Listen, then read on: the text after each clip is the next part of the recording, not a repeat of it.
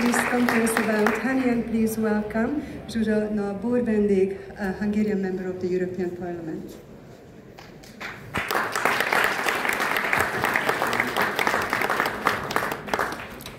Szeretettel köszöntöm Önöket ezen a kiemelkedő eseményen. I would like to welcome you all to this outstanding event.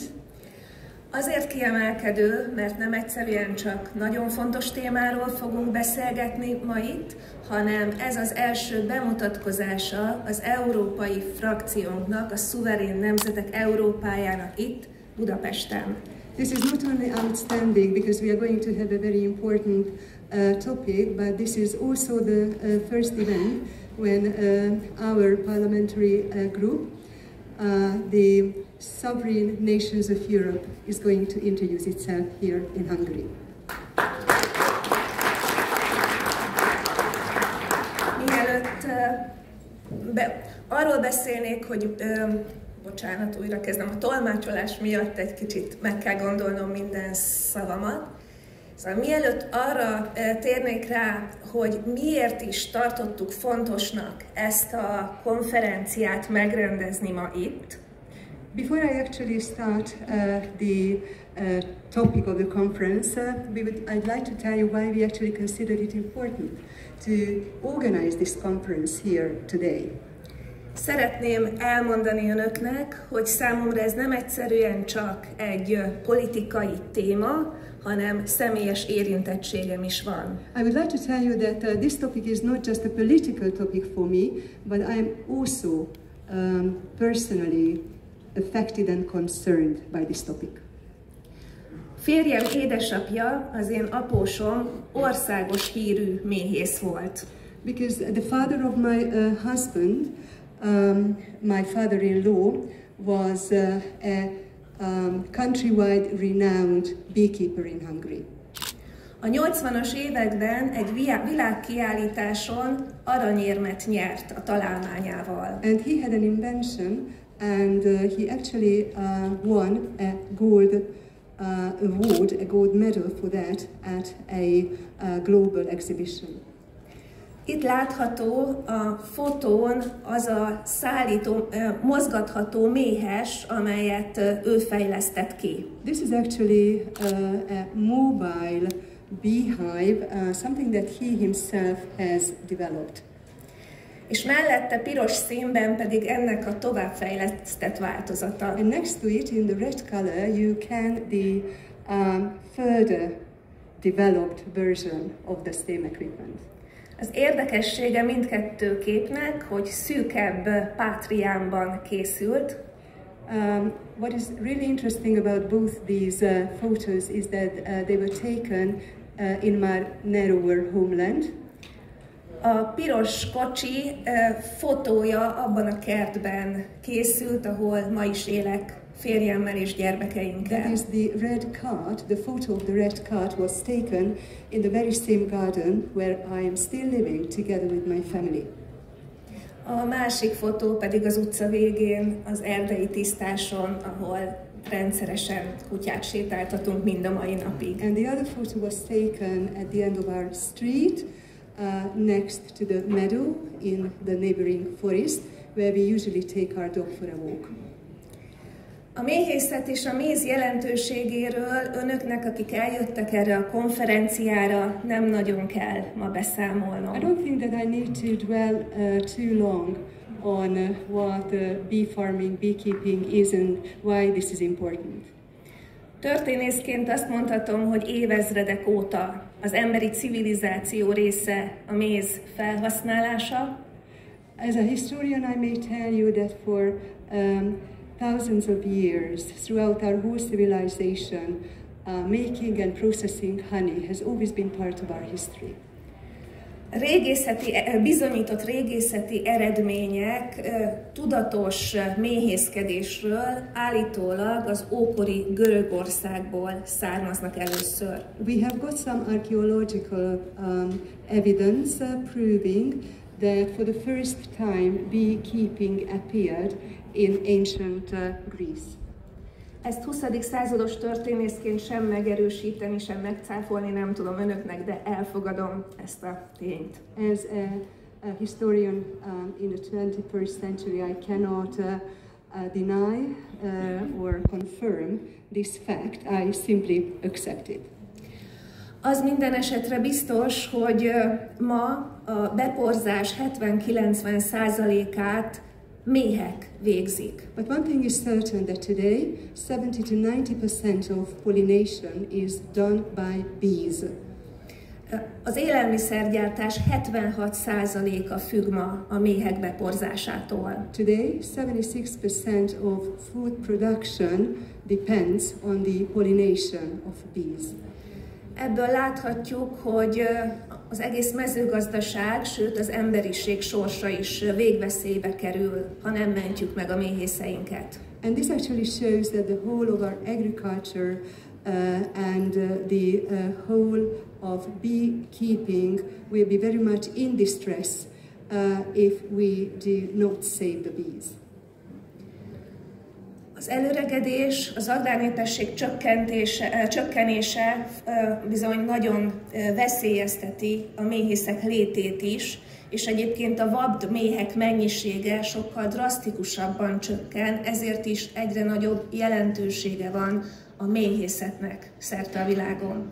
So aging and the drop in agricultural population very much endangers beekeeping, and also there is a drastic reduction in the number of wild bees.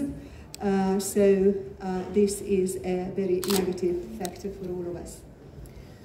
Az itt látható grafikonon 2022-es adatokat láthatnak. In the graphic chart here you can see data from 2022. Ekkor az Európai Uniónak 286 000 tonna méztermelése volt, ezzel a világ össztermelésének 16%-át állítottuk elő. In that year, at the EU level, the honey production stood at 286,000 tons, which meant that we produce 16% of the total production in honey of the world. Az Európai Unió a világ méztermelésében második helyen áll Kína után. The European Union is at the second place in terms of honey production in the world after China. Európában körülbelül 600 000 méhész dolgozik, Magyarország az Európai Unió méztermelésében pedig 5. helyen áll. In Europe, there are about 600,000 beekeepers working, and Hungary is at the 5th place. Az Európai Unió ezzel együtt csak 63%-ban önellátó mézből. With all that, the European Union is only self-sufficient in honey to the extent of 68%. A maradékot importból fedezi az Európai Unió, eddig a legnagyobb importőr Kína volt. The rest is imported by the European Union, and so far the largest importer was China. 2024-ben Kínát megelőzte Ukrajna. But Ukraine came before China in 2024. Az Európai Unió rendkívül elfogultan tekint Ukrajnára minden egyéb szempontból, így a mézbehozatalt tekintve is. So the European Union has got a bias towards Ukraine from all sorts of different aspects, therefore also from the aspect of honey to be imported from Ukraine. 2023-ban az Európai Bizottság egy vizsgálatot indított. In 2023, the European Commission launched a study amelyekben az importmézek minőségét vizsgálták meg. And in that study, the quality of imported honeys was examined. A minták, a kínai minták 74%-a és az ukrán méz 17%-a bizonyult hamisítottnak ebben a vizsgálatban. So they took Chinese and Ukrainian samples. 74% of the Chinese samples and 14% of the Ukrainian samples turned out to be fake. Nem csak ez okozza a problémát. And this is not the only factor which causes the problem. A jelenlegi szabályozás szerint van egy limit, ameddig vámmentesen hozható be az Európai Unióba az ukrán méz. According to the current regulation, there is a limit up until which Ukrainian honey can be imported into the EU free of customs charges. Ezen a limiten felül az ukrán mézre is vámot kellene fizetni. And over that limit, also honey from the Ukraine should be subject to customs duty. Ezt a limitet bőven meghaladta már idén az ukrán méz behozatala, vagy mennyisége. And the amount of the honey imported from Ukraine this year has surpassed this amount by quite a big extent. A vámmentesség ugyanakkor maradt. At the same time, all of this honey is still exempted from customs duty. Problémát jelent minden harmadik országból beérkező mézzel kapcsolatban. In connection with any honey coming from any third country, there is a problem. Hogy a szigorú EU-s egészségügyi és egyéb szabályozások nem vonatkoznak ezekre a termékekre. That the strict health-related and other types of regulation does not apply to these products. Éppen ezért rendkívül komoly fogyasztóvédelmi aggályokat vet fel. And this actually gives rise to very serious consumer protection issues. És rontja az európai méhészek versenyképességét. And it also ruins, deteriorates the competitiveness of beekeepers in Europe. Az már csak egy adalék, hogy az importőrök Európában rengeteg harmadik országból származó mézet halmoztak fel, készleteztek fel. And it is only an addition that importers to the EU have accumulated a lot of honey that originally came from third countries. Ezeket a harmadik országból érkező mézeket az Európai Unióban készült jó minőségű mézekkel keverve juttatják el a boltok polcaira. And they sent these honeys that they have from third countries mixed with good quality European honeys, and this is how they appear on the shelves of shops.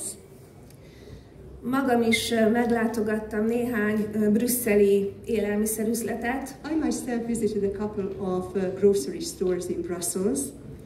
Találomra megnéztem, hogy milyen mézeket árusítanak egy egyszerű élelmiszerüzletben. And at random, I tried to check out what types of honey are for sale in a simple everyday store. Kizárólag olyanokat találtam, amelyen fel volt tüntetve, hogy ez a méz európai és harmadik országból származó mézek keveréke. And I only found the jars where there was a label that this is a honey which is a mixture of honeys from Europe and third countries. A kínai mézhamisítás ráadásul olyan profitot eredményez, amely állítólag a drogkereskedelemmel mérhető össze. And actually the fake honey of China produces a very high level of profit, which is actually measurable to the profit brought by drug trafficking. Talán ebben is kereshetjük az okokat, hogy miért olyan nehéz szembe menni ezzel a történettel. And probably this is one of the reasons why it is so difficult to do anything about this whole story. Mi a Mi Hazánk és az ISM frakció nevében elkészítettünk egy állásfoglalási indítványt. We have prepared a motion for a position to be taken on behalf of Mi Hazánk and also the ESN group, amelyben a legsürgősebb tennivalókat követeltük az Európai Uniótól. And we have demanded that the European Union takes urgent actions in certain pressing matters. Ez egyrészt arról szólna, hogy tartsák be a saját maguk által hozott szabályozásokat. Actually, one of our recommendations is for them to at least keep those pieces of legislation that they have themselves brought. Tehát egyrészt vessék ki a kivetendő vámokat. So on the one hand, they should impose the duties that should be imposed. Másrészt pedig elfogadtak korábban egy olyan szabályozást, hogy 2026 után tiltani fogják a harmadik országból bejövő mézeket egészen addig, amíg az európai méz piacra nem talált. So there is also a regulation that they brought earlier that says that up until 2026 they are going to put a ban on honeys coming in from third countries. Yes. Amíg az európai méz mennyiség el nem fogyott. Until we actually use up the total amount produced in Europe. Szerettük volna ezt a szabályozást azonnal hatályba léptetni, ugyanis 2 évet nem bírnak már ki az európai méhészek. And we, of course, actually wanted to put this regulation in effect immediately, because European beekeepers will not be able to survive for the next 2 years without that. Az Európai Parlament Mezőgazdasági és Vidékfejlesztési Bizottsága azonban vitára sem volt hajlandó bocsátani ezt az előterjesztést. However, the European Parliament's Committee of Agriculture and Rural Development was not even willing to table our motion and discuss it. Mi nem fogjuk feladni, újabb és újabb próbálkozásokat fogunk tenni, hogy valahogy bejuttassuk ezt az indítványunkat az Európai Parlament elé. We are not going to give up, and we will try again and again so that this motion of ours at least reaches the European Parliament. De addig is, amíg ez megtörténik, minden egyéb eszközzel azon leszünk, hogy fölhívjuk erre a nagyon fontos témára a figyelmet Európában, ezért is vagyunk ma itt. But until this happens, we are going to take whatever it takes so that this very important topic is actually discussed in Europe. And that is exactly why we are also here today. És szeretném megköszönni, hogy eljöttek és meghallgatják ma a konferenciánkat. So now I would like to thank you for having come and for listening to our conference now. És külön szeretném kiemelni és köszönteni frakciótársaimat, akik megtiszteltek ma a jelenlétükkel itt Budapesten. And I also would like to now give a special welcome to those members of our EP group who have come to pay visit here and who have honored our conference with their presence. Fogadják őket is sok szeretettel. Köszönöm a figyelmet. So together with you, please welcome them. Thank you very much for your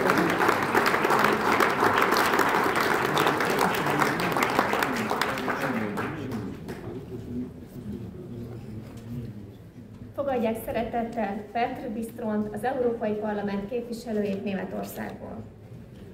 Ladies and gentlemen, please welcome Petr Bistron, member of the European Parliament from Germany.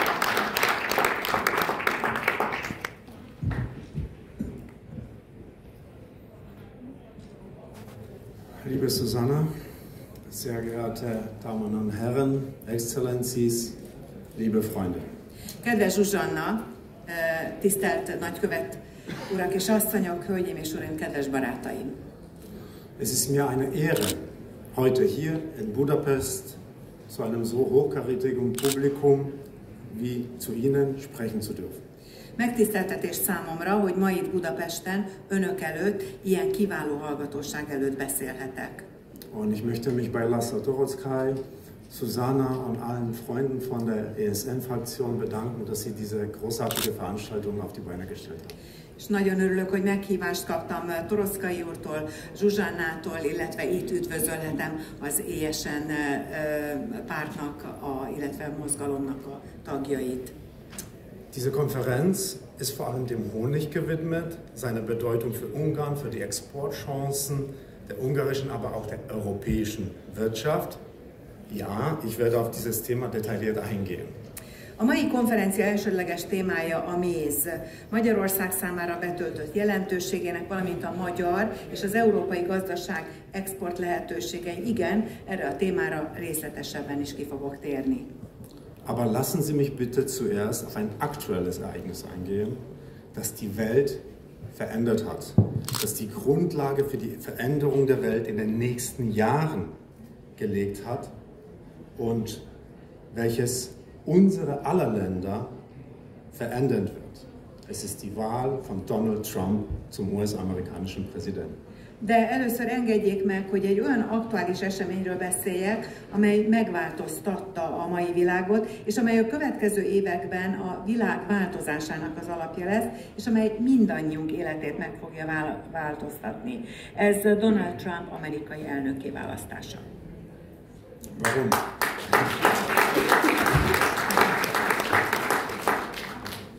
Warum ist diese Wahl so wichtig? Die letzten 4 Jahre waren geopolitisch gesehen eine Katastrophe.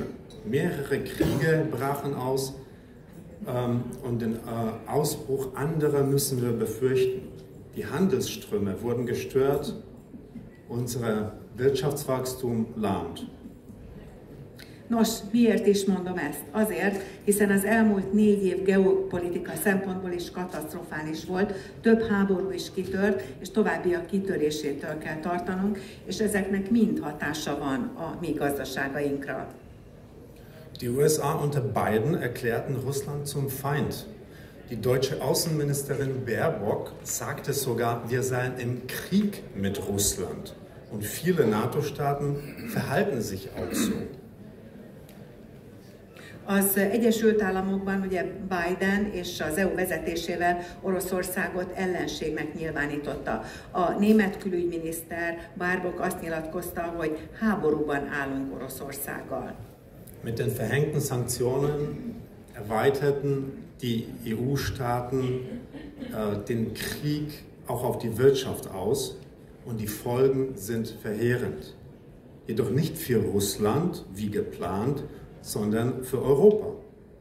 A bevezetett szankciókkal a nyugati kormányok a háborút a gazdaságra is kiterjesztették.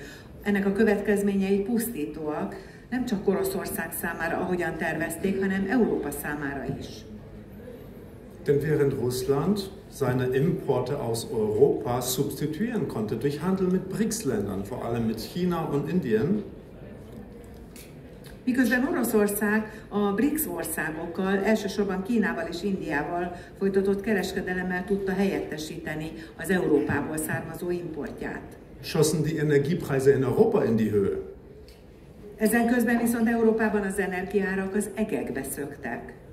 Die Folge waren steigende Heizungspreise für die Bevölkerung und gestiegene Produktionskosten in allen energieintensiven Industriezweigen. És ez a lakosság számára a fűtési árak emelkedését és az összes energiaigényes iparág termelési költségeinek növekedését eredményezte.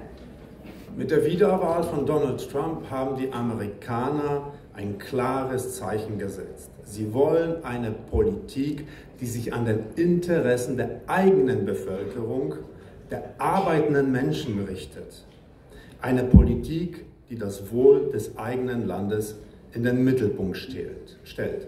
Und deswegen war das erste außenpolitische Versprechen von Donald Trump, er wird den Krieg in der Ukraine beenden. Donald Trump újraválasztásával az amerikaiak egyértelmű jelzést küldtek. Olyan politikát akarnak, amely a dolgozó emberek érdekeit tartja szem előtt, olyan politikát, amely saját országuk jólétét helyezi a középpontba. Ezért volt Trump első politikán kívüli ígérete, hogy véget vet az ukrajnai háborúnak. Donald Trump stellt Pragmatismus über Ideologie und das Wohl der eigenen Bürger in den Mittelpunkt seiner Politik. Das ist eine Haltung, die auch Europa beherzigen sollte, die auch wir beherzigen sollten. Trumps Rückkehr in das Amt des amerikanischen Präsidenten ist deswegen eine Hoffnung für uns alle. Donald Trump a pragmatizmust helyezi előtérbe az ideológiával és a polgárok jólétével szemben. Ezt a hozzáállást Európának is meg kellene szívlelnie. Trump visszatérése az amerikai elnöki tisztségbe mindannyiunk számára reményt jelent.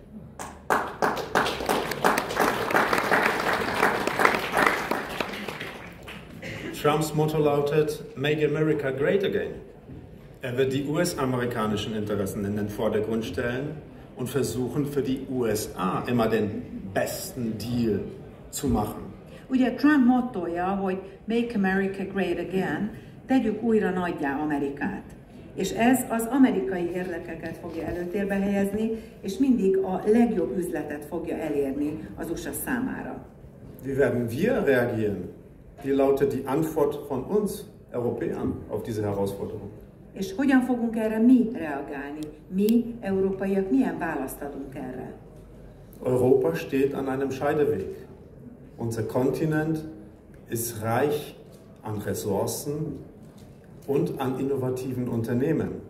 Und wir können stolz auf eine Geschichte des Handels zurückblicken, die über Jahrhunderte hinweg die Welt geprägt hat. Európa válaszúthoz érkezett. Kontinensünk ugyanolyan gazdag erőforrásokban, mint innovatív vállalatokban, és büszkén tekinthetünk vissza a világot évszázadokon át formáló kereskedelmi múltunkra. Wenn wir aber die aktuelle Entwicklung ansehen, müssen wir uns fragen, warum schöpfen wir dieses Potenzial nicht aus? Warum stehen wir uns selbst im Weg?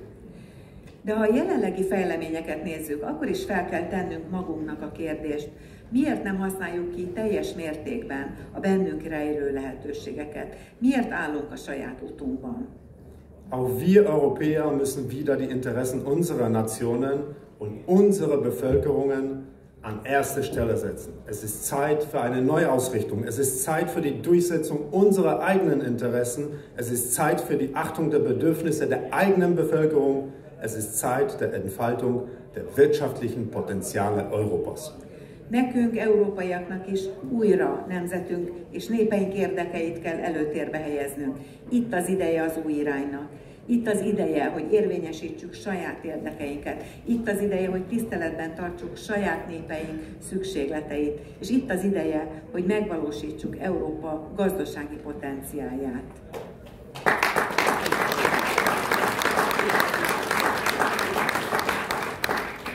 In der heutigen Weltwirtschaft gibt es ganze Regionen, die geradezu danach verlangen, mit uns zu kooperieren. Die Golfstaaten zum Beispiel, der Partner dieser Konferenz, mit ihren gewaltigen Rohstoffreserven und ihrem Bestreben nach einer wirtschaftlichen Diversifizierung, könnten ein starker Partner von Ungarn, von Europa sein. Und auch Russland, ein Land, das uns geografisch viel näher ist als so mancher transatlantischer Partner, wird oftmals als Bedrohung statt als Chance gesehen. Dabei würde ein strategisch ausgerichteter, interessenbasierter Handel mit den BRICS-Ländern beiden Seiten wirtschaftliche Vorteile bringen und politisch stabilisierend wirken. A mai globális gazdaságban vannak olyan régiók, amelyek gyakorlatilag kiáltanak azért, hogy együttműködjenek velünk. Az itt a konferencián is jelenlévő öbölmenti államok például hatalmas nyereségtartalékaikkal és a gazdaságuk változatosságára irányuló törekvéseikkel erős partnerek lehetnek. Oroszországot pedig, amely földrajzilag közelebb van hozzánk, mint sok transatlanti partnerünk, gyakran inkább fenyegetésnek, mint lehetőségnek tekintik. Pedig a BRICS országokkal folytatott, stratégiailag orientált, érdekalapú kereskedelem nem csak gazdasági előnyökkel járna mindkét fél számára, és politikailag is stabilizáló hatással bírna.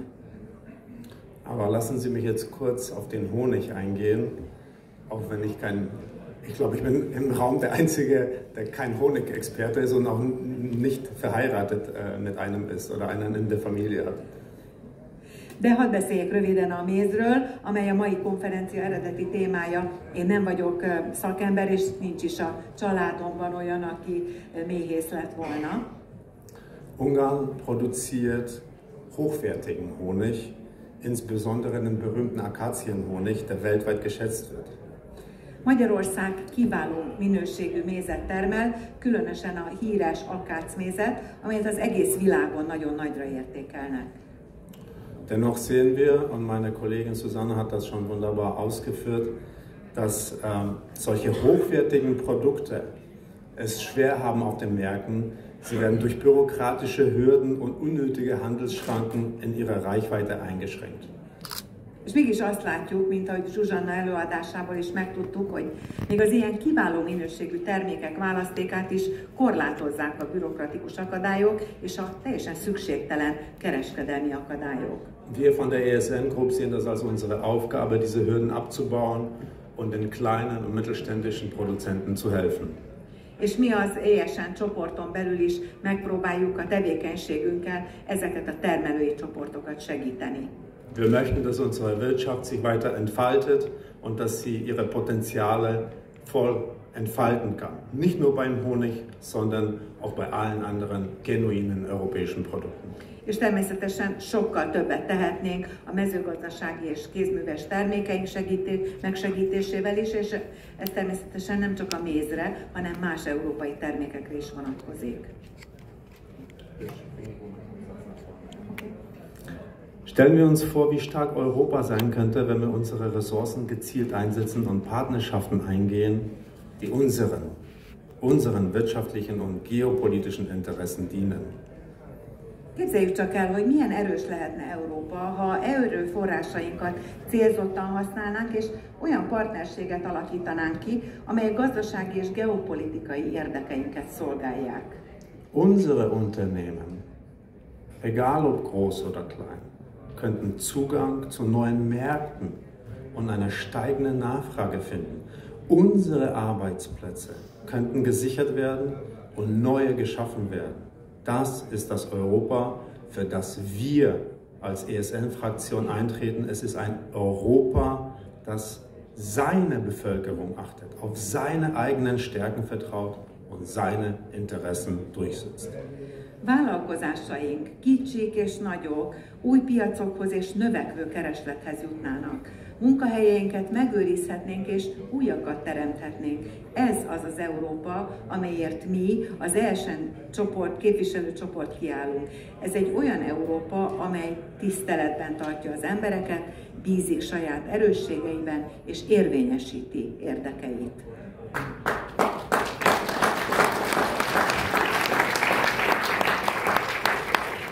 Liebe Freunde, lassen Sie mich zum Schluss zusammenfassen.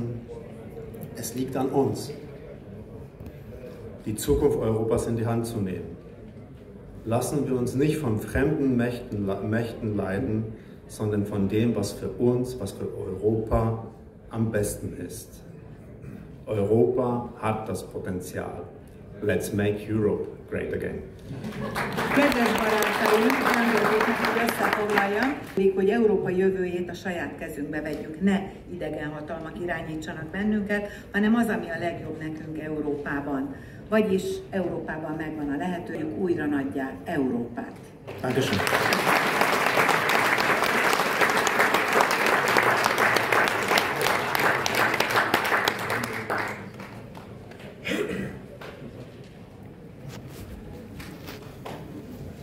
Fogadják szeretettel Milán Urikot, az Európai Parlament képviselőjét Szlovákiából. And now welcome Milan Urik, member of the European Parliament from Slovakia.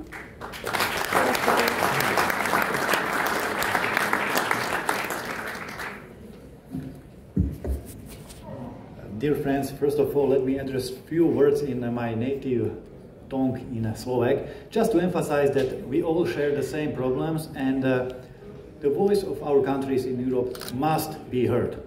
Először, kedves barátaim, engedjék meg, hogy a saját anyanyelvemen szóljak néhány szót, azért, hogy ezzel is azt hangsúlyozzam, hogy fontos, hogy a szavunkat meghallják Európában, és hogyha közös értékeket képviseljük.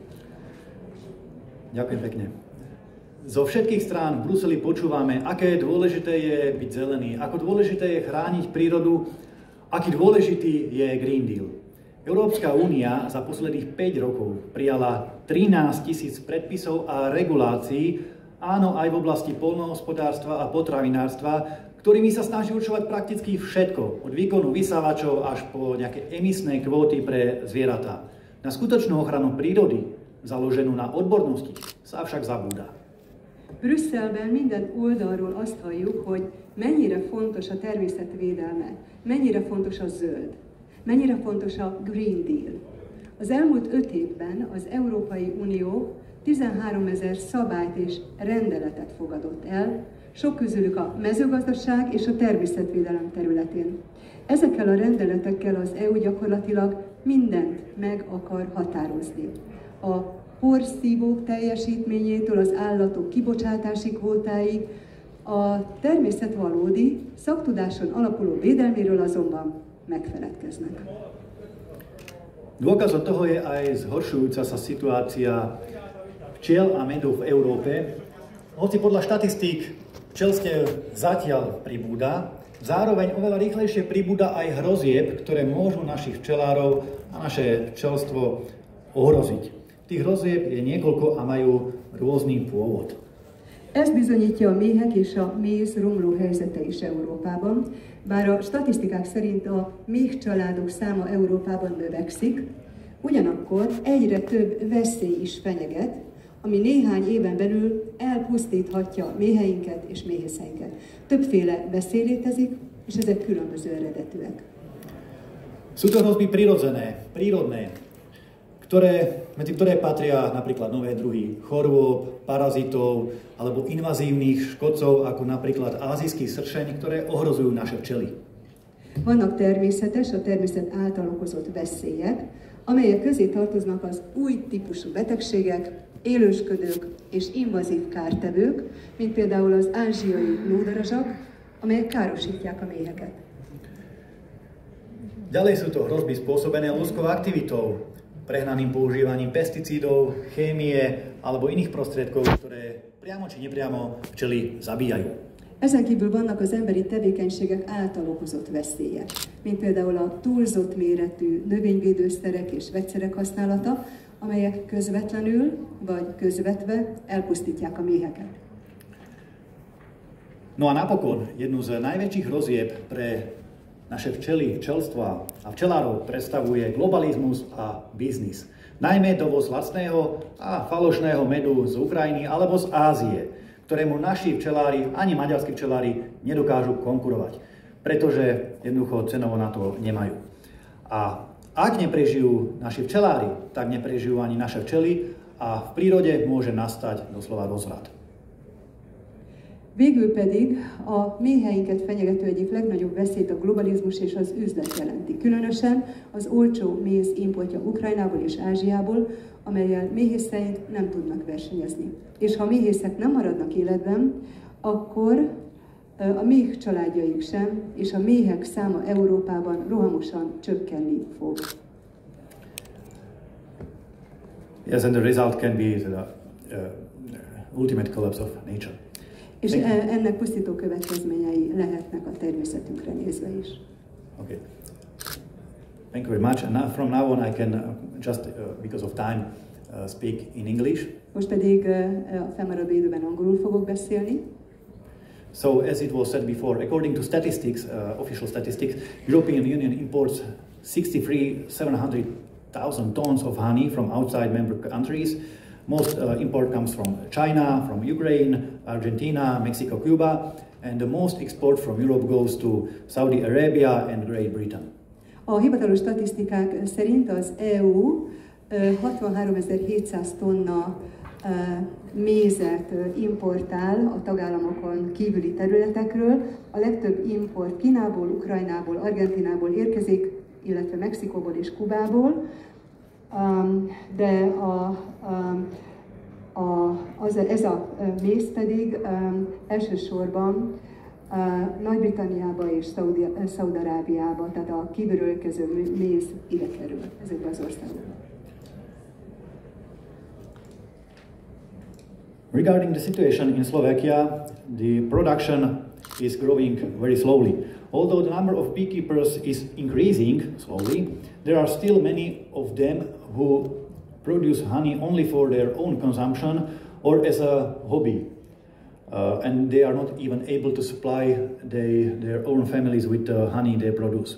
In Slovakia, we have around 80,000 beekeepers managing more than 300,000 bee colonies.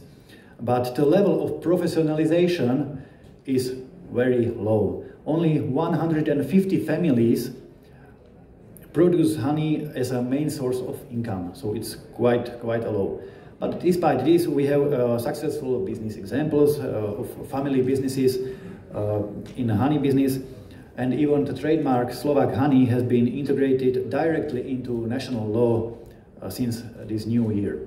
A szlovák helyzetet illetően a méz termelés azért lassan növekszik, bár a méhészek száma is növekszik, azért vannak olyanok, akik csak a saját fogyasztásukra termelik a mézet, illetve a hobbiból, és még csak a közvetlen környezetük felé sem értékesítik. Szlovákiában kb. 18 000 méhész van, és ezek több mint 300 000 méh kolóniát kezelnek, de azért a szakszerűségi szint elég alacsonyan marad. Körülbelül 150 család esetében a méz termelés az egyetlen bevételi forrás. Ennek ellenére vannak azért sikeres példái a családi és a kisvállalkozásoknak, és még az a védjegy, hogy szlovák méz, az is sikeresen és közvetlenül integrálódott a nemzeti törvénykezésben, törvényalkotásban, az elmúlt évtől kezdődően.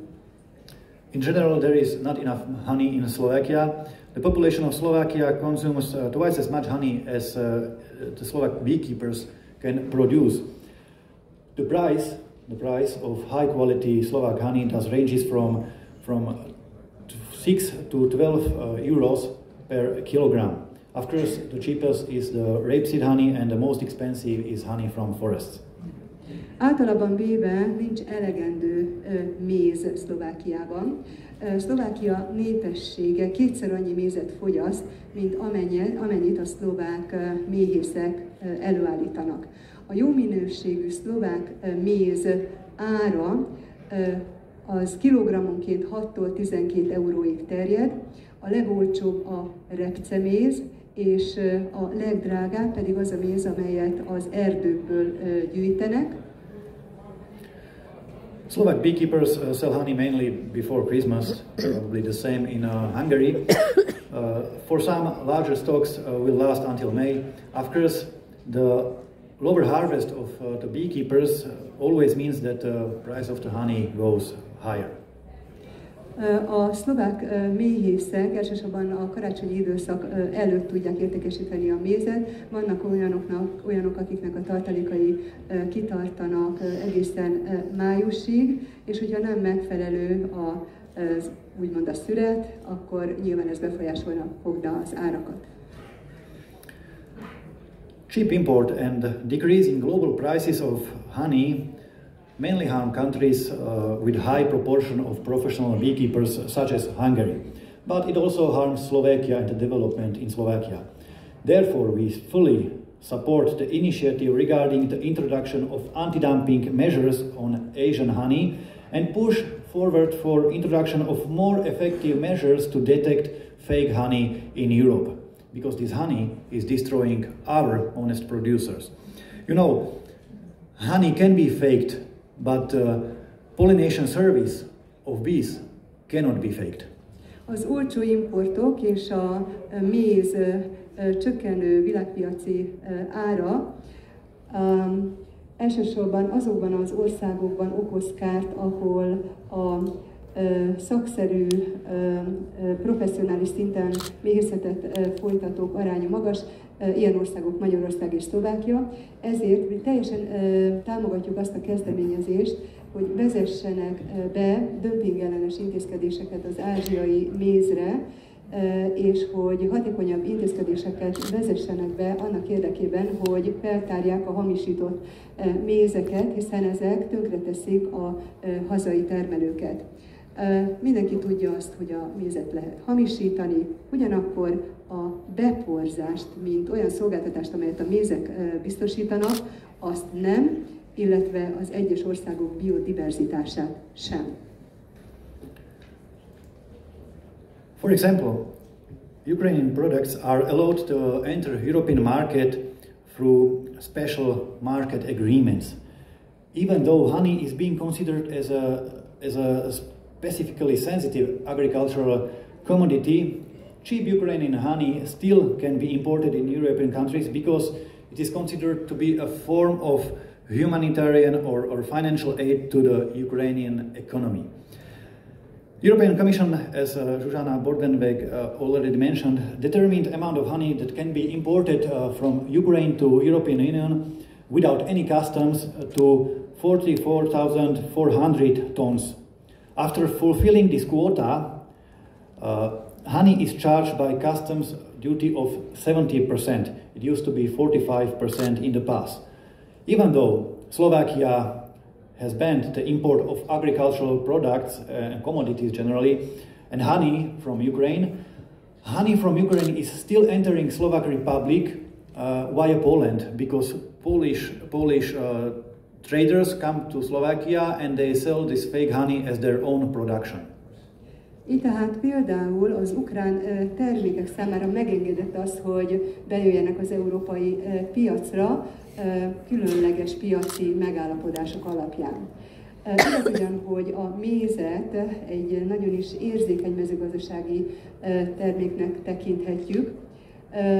Az olcsó ukrán méz bejöhet az Európai Unió országaiba, mert erre úgy tekintenek, hogy ez az ukrán gazdaságnak nyújtott valamiféle segély. Az Európai Bizottság, ahogy Zsuzsana is említette, meghatározta azt, hogy mennyi az a méz mennyiség, amely bármilyen vámilleték nélkül bejöhet Ukrajnából az Európai Unióba, ez a szín 44.400 tonna. Tehát ezután a kvóta után, fölött a kvóta fölött, viszont jelenleg 17,3% a vámilleték a mézen, holott korábban ez 45% volt, és igaz ugyan, hogy Szlovákia a mezőgazdasági terményekre, illetve a mézre egy import tilalmat hozott. Ennek ellenére az ukrajnai méz továbbra is belép az országunkban, Lengyelországon keresztül, hiszen az ottani kereskedők saját magánautóikba hozzák be, és úgy értékesítik, mintha ez a saját termékük lenne, amit saját maguk állítottak elő. We will very gladly support honest Slovak, Hungarian or Polish beekeepers, but traders who sell fake honey from Asia as real honey must be penalized, and import of fake honey to Europe simply must be stopped, because it's harming all honest beekeepers. Természetesen mi nagyon szívesen támogatjuk a tisztességes szlovák és magyar méhészeket, viszont ami azokat a kereskedőket illeti, akik Ázsiából származó hamis mézet igyekeznek eladni, azt terjesztve, hogy ezt ők maguk állították elő. Nos, rájuk nézve egyfajta büntetést kellene bevezetni, meg kell állítani a hamis mézeknek az importját, hiszen ezek a tisztességes méhészeket károsítják.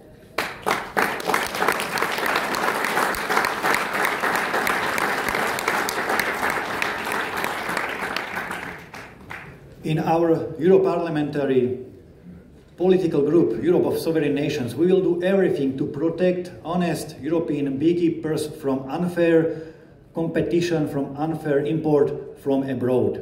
Our families deserve to have real, healthy honey on their tables and not just some fake colored sugar imported from merchants from Asia or Ukraine. Az európai parlamenti politikai frakciónk, az ESN mindent meg fog tenni annak érdekében, hogy megvédjük tisztességes méhészeinket, megvédjük a tisztességesen előállított európai mézet a külföldről származó tisztességtelen versennyel szemben. A mi családjaink megérdemlik azt, hogy egészséges méz kerüljön az asztalukra, és nem csak valamiféle színezett cukor azon kereskedők portékáiból, akik ezt Ukrajnából és Ázsiából hozzák be.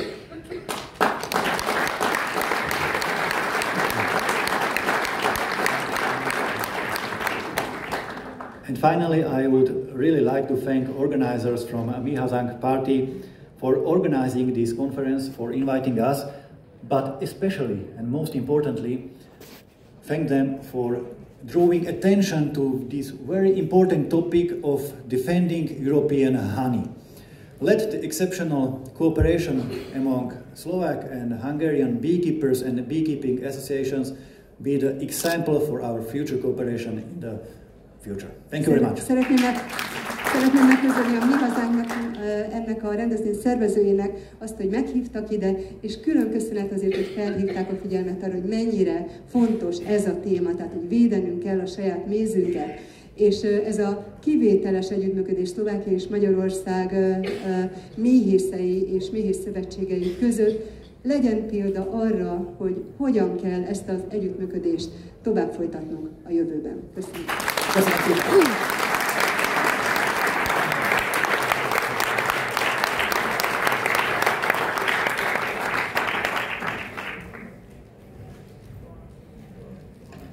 Fogadják szeretettel Stanislav Stoyanovot, az Európai Parlament képviselőjét Bulgáriából.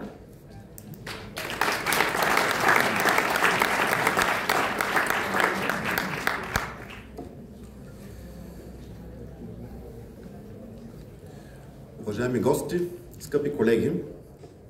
Kedves vendégeink, kedves kollégák! Благодаря на Ми Hazánk и László Torockai за поканата. За мен е чест да бъда отново с вас и да имам възможността да говоря по една изключително важна тема. Köszönöm, hogy a Mi Hazánk mozgalom és Torockai László meghívására részt vehetek a mai konferencián. Megtiszteltetés számomra, hogy ismét önökkel lehetek, és hogy egy nagyon fontos témáról beszélhetek. Пазарът на мед в Европа е изправен пред тежка криза, породена основно от евтин внос, имитация на мед, климатични промени, нови инвазивни видове и вредители, които застрашават препитанието на нашите пчелари. Az európai mézpiac súlyos válsággal néz szembe, amelyet elsősorban az olcsó import, a mézutánzatok, az éghajlatváltozás, az új invazív fajok és kártevők okoznak, amelyek méhészeink megélhetését fenyegetik. Европейският съюз засили контрола по границите и преразгледа директивата за меда, за да подкрепи европейските пчелари и да направи пазара по-прозрачен и по-справедлив.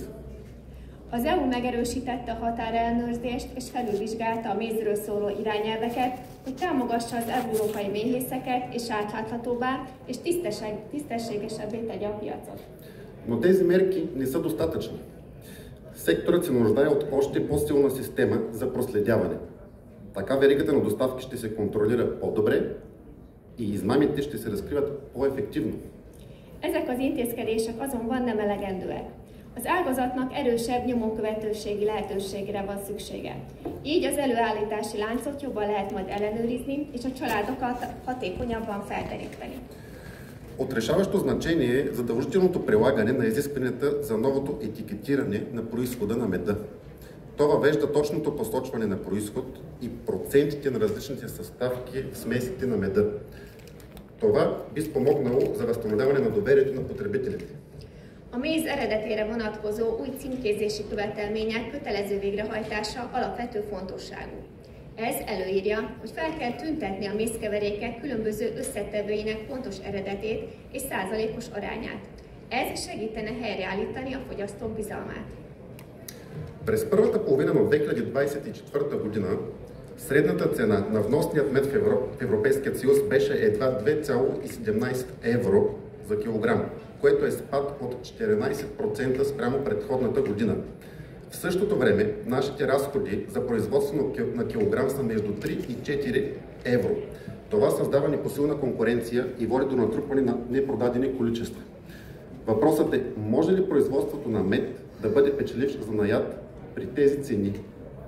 2024 első fél évében az importált méz átlagos ára az EU-ban mindössze 2,17 euró volt kilónként, ami 14%-kal alacsonyabb az előző évinél. Ugyanakkor az előállítási költségeink kilónként 3 és 4 euró között mozognak.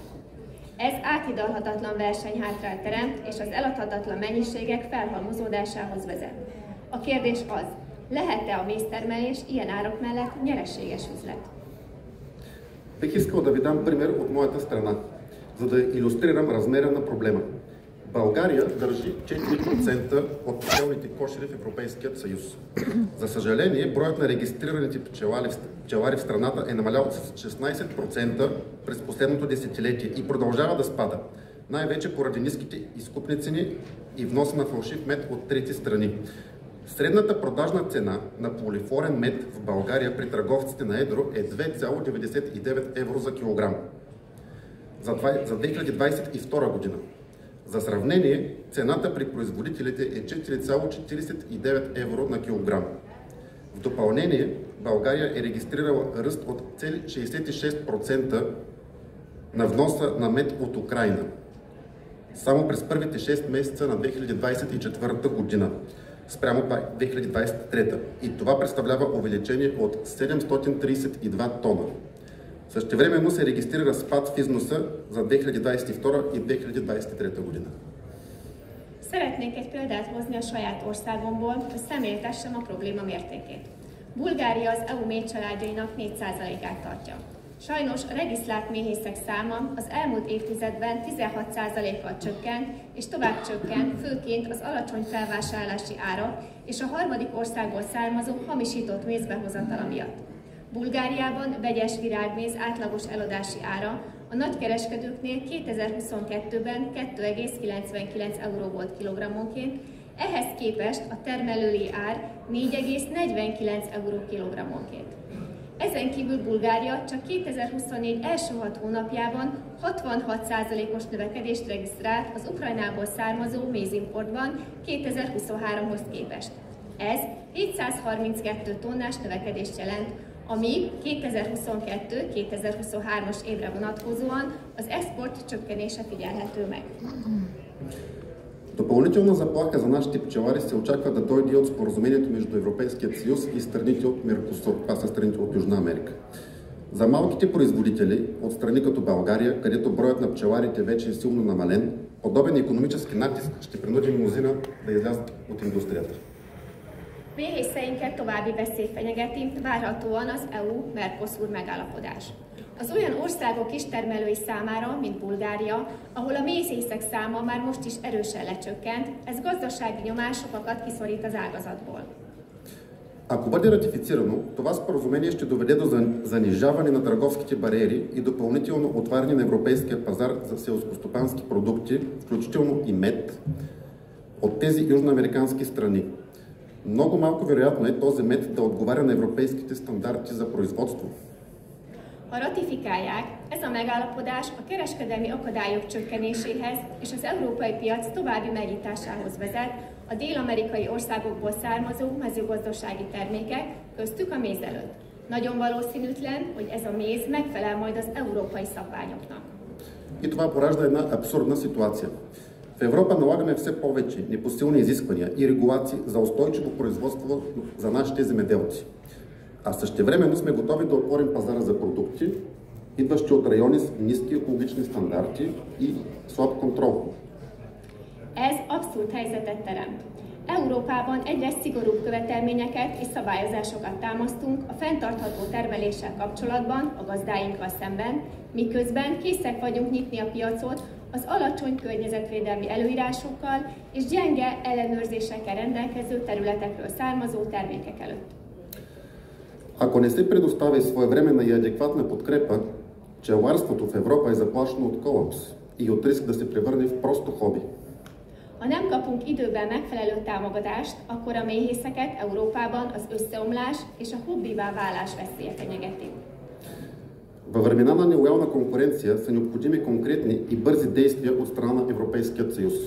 Субсидиите и финансовата подкрепа трябва да се увеличат, а вносът да бъде строго контролиран, за да съхраним традицията на пчеларството и на производството на мед в Европа. A tisztességtelen verseny idején konkrét és gyors lépésekre van szükség az EU részéről. A támogatásokat és a pénzügyi támogatást növelni kell, a behozatalt pedig szigorúan ellenőrizni kell, hogy megőrizzük az európai méztermelés hagyományait. Необходимо е ясно отношение към проблема и от националните правителства, от всички нас. Крайно време е Европейската комисия да се вслуша в проблемите на европейските производители и за тях да се намери решение. A nemzeti kormányoktól, mindannyiunktól világos hozzáállásra van szükség a problémához. Legfőbb ideje, hogy a bizottság meghallgassa az európai termelők problémáit, és megoldást találjon számukra. Европейският парламент, групата Европа на суверенните нации, по-настоящем е единствената група, която се занимава с проблемите на европейските семейства и малки предприятия, произвеждащи мед, и предлага решения. Моля, продължавайте да ни изпращате вашите мнения и становища и да следите работата на групата на Европа на суверенните нации. Az Európai Parlamentben a Szuverén Nemzetek Európája frakció jelenleg az egyetlen politikai közösség, amely foglalkozik az európai méztermelői családok és kisvállalkozások problémáival, és amely megoldást javasol ezekre. Kérjük, juttassák el továbbra is véleményüket, meglátásaikat hozzánk, és figyeljék frakciónk munkáját. Благодаря ви за вниманието. Köszönöm, hogy meghallgattak.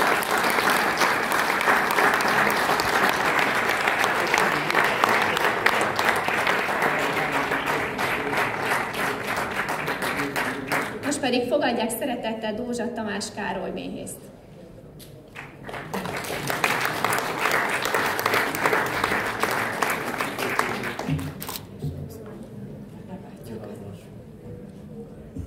Jó szívvel köszöntöm valamennyiőket.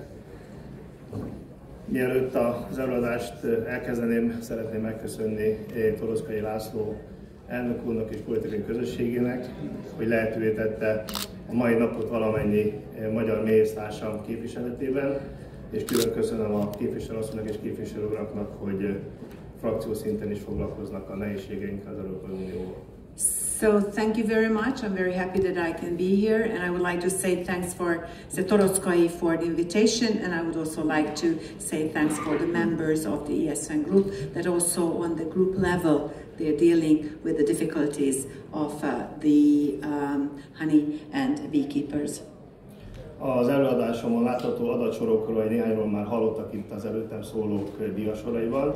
From the slides that you have seen from others, you can see something similar in terms of the data that I'm going to project to you. Én magam 2021-től 2024 júniusáig felelhető adatokkal dolgoztam, és ezt mutatom meg itt önöknek. I was working with data between 2021 and 2024, so these will be the ones that you will see here. A méhészkedés jelentősége, több témát is felvetítettem. I have actually put on the slide many topics which all underline the importance of beekeeping and honey production. Hármat szeretnék belőle kiemelni. I would like to highlight three out of these. Az első a beporzás vagy megporzás jelentősége. One is the importance of pollination. Általában a mezőgazdaságot tekintve olvastam egy tanulmányban, hogy körülbelül 50 billió forintnak megfelelő a gazdasági haszna a beporzóknak. Well, I read an article in which it said that the importance of the pollination is worth of 50 trillion. Természetesen világszinten. On the global level, of course.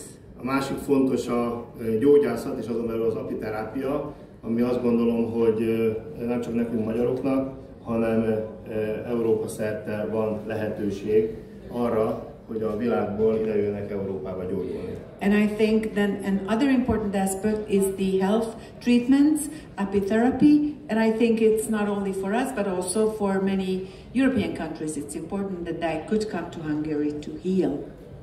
És a harmadik pedig a megélhetés, hiszen jó néhányunknak főjövedelem vagy kiegészítő jövedelem, de mindenféleképpen az életünkhöz hozzájárul, és ugye az elmúlt években ez meglehetősen nehézkes. And livelihood, which again is very important because for many of us this is a main source of income or secondary source of income, but in the past couple of years this has become a bit difficult. És akkor néhány adat a világból. Some data from the world. Hogyha látjuk, egy egyszerű osztást végzünk, akkor látjuk, hogy a világban a méhsávok száma ugye 100 millió környékén van, és az átlag termelés egy méhcsaládnak 18 kg. Well, as we can see that in the world the number of bee colonies or bee families is about 100 million, and each and every of them would produce about 18 kilograms of honey. Ezzel szemben ugye mi itt Európában, illetve a török méhésztársak, hogyha megtermelt mennyiséget és a családszámot elosztjuk, akkor 14 kg-ról tudunk beszélni. But here in Europe, and also if we compare the Turkish or our colleagues in Turkey, and if we make the correct maths and divide, then we can only talk about 14 kilograms and not 18. Még van egy varázslatos ország, Kína, ahol ugyanez az osztás 52 kg-ot eredményez. And there's a magic country called China, where the same maths or mathematical calculation end up in 52 kilograms per colony. Minimum valami huncutság kiolvasható a számokból. So there must be a trick there.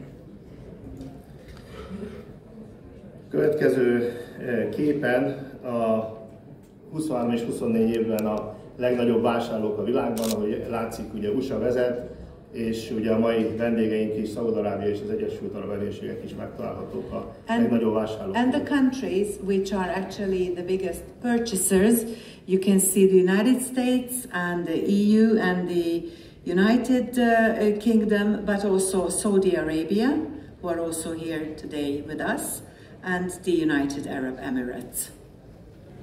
És akkor a világból jövünk Európába, az Európai Unióba. And from the world, now let's move to Europe, the European Union. Az Európai Unióban 20 millió méhcsaláddal dolgozunk. In the European Union, we work with 20 million bee families, bee colonies. Ugye ebből Spanyolországban van a legtöbb, 2.800.000 méhcsalád. Spain has the most, 2,800,000 out of the 20 million. És ugye a legutolsó adat, ami felelhető, látható itt, hogy 286.000 tonna, amit megtermeltünk Európában. And in the European Union or in Europe, the latest data that I can show you is in 2022 that we produced 286,000 tons of honey. Ezen a képen talán az átlag mézárak, amik nekünk fontosak lehetnek. In this picture we can see the average honey prices, which might be important for us.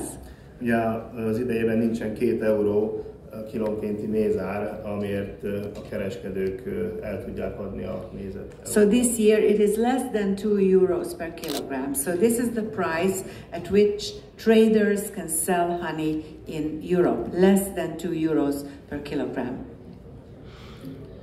Amit mi Európában megtermelünk méhészek, 63%-át fedezi az Európai Uniói mézfogyasztásnak, a többit vásároljuk. Ezen a képen azt láthatjuk, hogy ez milyen arányban történik. What we produce here in Europe, this makes up 63% of the needs for consumption in Europe, but we can see that the rest is something that we purchase, and you can see how much and for how much we purchase things from other parts of the world, which make up the other remaining 37%. Jól látható, hogy Kína és Ukrajna mellett a dél-amerikai országok is jelen vannak a So in addition to China and Ukraine, there are some South American countries as well, which are present here on our map. Az elmúlt évek nehezek nem csak nekünk magyar méhészeknek, hanem Európa szerte, és az Európai Uniónak, ugye elég sokat halljuk mi magyarok az európai csalásügyi hivatalnak a munkáját, és egy jelentést készítetett, felmérést végeztetett 21-22-es évben. You know, the situation is difficult, and the Olaf also made a survey actually, and made a report on the honey trading in the year 2021 and 2022. 15 országban forgalmazott mézet vettek alapul, és 320-ból mintáztak, és az alábbi eredmények jöttek. They surveyed 15 countries and they sampled 320, out of which 46% did not meet the requirements. És hogy milyen problémák voltak, amiket a vizsgálat során észleltek. So what were the problems that surfaced during this investigation? Ugye rizs alapú, búza alapú és cukorépa alapú szirup volt ugye a méznek mondott anyagban. Well, in a material that was told that this is honey, there were still materials that come from rice, grain or sugar beet. Ami számomra sajnálatos, hogy az akkreditált, tehát ugye hatóságilag elfogadott laborok is közreműködnek a méz manipulálásában. And which is very appalling for me that even accredited laboratories play a role in manipulating or faking honey. És ugye a méz manipulálás közben adalékanyagokat használnak, illetve ugye a méhésztársak tudják, hogy a méz ugye a beltartalma alapján jól lehatárolható, hogy melyik földrészről vagy egy földrészemről melyik területről származik, és ezt is gyakorlatilag az eredet elfedésével manipulálják. And you know very well that these honeys also use certain additives. However, the internal contents of the honey should be such that from that you can make a deduction where this honey is from, which continent it is from. You can even delineate exactly the location where it was promised. However, with adding these additives, they are kind of covering this as well. És akkor elérkeztünk Magyarországhoz. And now we have arrived to Hungary. Ja, Magyarországon mindannyiunk számára ismeretes, hogy körülbelül 20 000 család foglalkozik méhészkedéssel, és ilyen 1 millió 200 méhcsaládot gondozunk. You probably are all aware that in Hungary there are about 20,000 families that are involved in bee keeping, bee farming, and the number of the bee families, colonies is about 1 million, 1.2 million. Ugye jól látszik, hogy többet termelünk, mint amennyit fogyasztunk, ezért is van szükség ugye a mai vásárra is, hogy a fennmaradót tudjuk értékesíteni. As you can see from the figures, we produce more than we consume, and that is why it is important to have fairs like we have today, so that the remaining or the rest that we don't consume could be sold. Sokszor szoktam mondani, hogy az itt látható 1 kg-os mézfogyasztással szemben egy magyar ember átlagosan 50 kg kristálycukrot fogyaszt el évente, és hogyha ugye ez az olló csukódna, akkor a mi lehetőségeink is helyben sokat javulnának. You can see that Hungarians consume 1 kilogram of honey per year, and compared to that, they also consume 50 kilograms of crystallized sugar. If this gap could shrink, then that could also improve and increase our opportunities as beekeepers. Az elmúlt 6 év méztermelése hazánkban, a statisztikai hivatal adatai alapján készítettem ezt a diagramot. Ugye a tavaly év 20 000 tonna volt, és ugye a legkimagaslóbb az 18-ban volt, közel 30 000 tonna. This chart was made based on the data of the Central Bureau of Statistics of Hungary. So you can see that last year the production was 20,000 tons. However, the peak year back in 2018 was 30,000 tons a year. És akkor néhány szó a méhekről és a méhlegelőről. Some words about bees and the bee meadows. Magyarországon kb. 800 növényfaj van, ami rovar megpolzást és azon belül természetesen méhek munkáját igényli. In Hungary there are about 800 species of plants that require the pollination from bees. 50 kultúrnövényünk van, ami ugye tudod elő, hogy a mennyiségét is és a minőségét is javítja, hogyha rovar porozza. We have 50 cultivated plants whereby the quality and the quantity of these plants are improved if the pollination is done by bees. A méhecskék a lakóhelyüktől kb. 3-4 kilométerre röpülnek el, és ez közel 3000 hektárnyi terület, amit lefed egy méhecskének a röpülési területe. The flying range of a bee is about 3 to 4 kilometers, so that means that a bee can cover about 3000 hectares when they kind of fly around. Azért fontos ez, mert nyilván a 3000 hektárban sokféle dologgal találkozhat, ami ugye nem minden esetben előnyös a méhecske számára. Which is important to note that this 3000 hectares is quite a large area where the bees flying around can meet many things, sometimes things that are not too beneficial for them. És akkor a mézről. And about the honey. Az európai élelmiszerkönyv és a magyar élelmiszerkönyv is világosan fogalmaz, hogy mi a méz. Én azt gondolom, hogy mindannyiunknak érdemes ezzel tisztában lenni, és talán ezt az egy fogalmat kellene mindenütt mondanunk. Ilyen lerövidítve azt jelenti, hogy a méhecske a nektárt behordja a virágról, és utána nyilván az enzimjeivel és az ő munkájával mézzel érleli.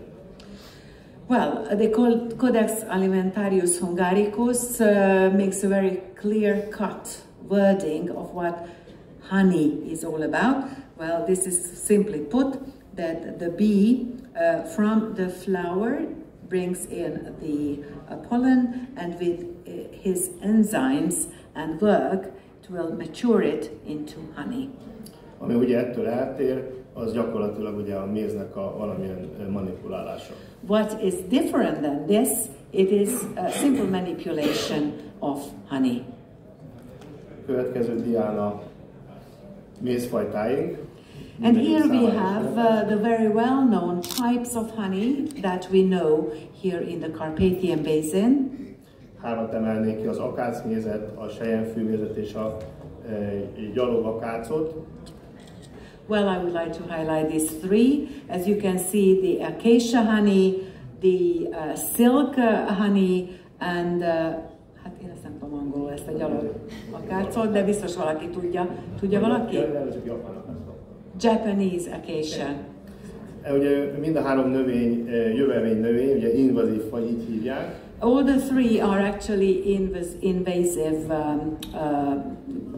plants. Viszont itt a Kárpát-medencének a klímája tökéletes nektárt adó növények, amiből jelentős jövedelem tud származni. But from because of the excellent climate here in the Carpathian Basin, these plants can grow very well and they can give excellent quality of honey. A méhészeink, ahogy láthatják is itt a kiállítóknál is. And our beekeepers, bee farmers, as you can see here outside at the fair and the exhibition space.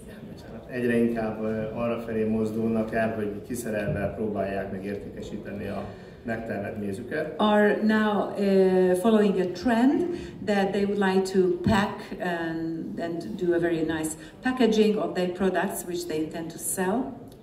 És vannak, akik versenyeztetik is a világba, Egyesült Államokban, az arab világban, illetve Londonban.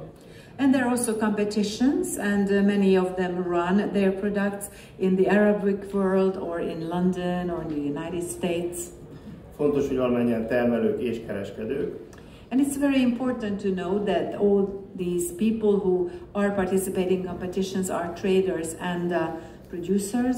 Ilyen a képen látható Dr. Honeynak a selyemfű méze, ugye a világ legfinomabb méze címet nyerte el 2023-ban. This is Dr. Honey's honey that won the Black Jar Award's Best Tasting Honey in the United States in 2023. Másik nagyszerű csapat a Virágbéke mézmanufaktúra. And the second excellent team is Virágbéke Honey Manufacture, aki szintén arany és ezüst érmeket értek el a mézeikkel. And they were also awarded with the golden and silver prizes with their honeys at the exhibitions. És amíg az előadásra készültem, addig a Hansen méhészet is jó eredményt ért el a londoni élelmiszeripari versenyen. And while I was preparing for my presentation, at the same time the Hansel bee farming also got an excellent prize at the London Honey Awards. És akkor néhány gondolat, hogy mitől a magyar méz a világ legjobbja. And just a few words about what makes the Hungarian honey the best in the world.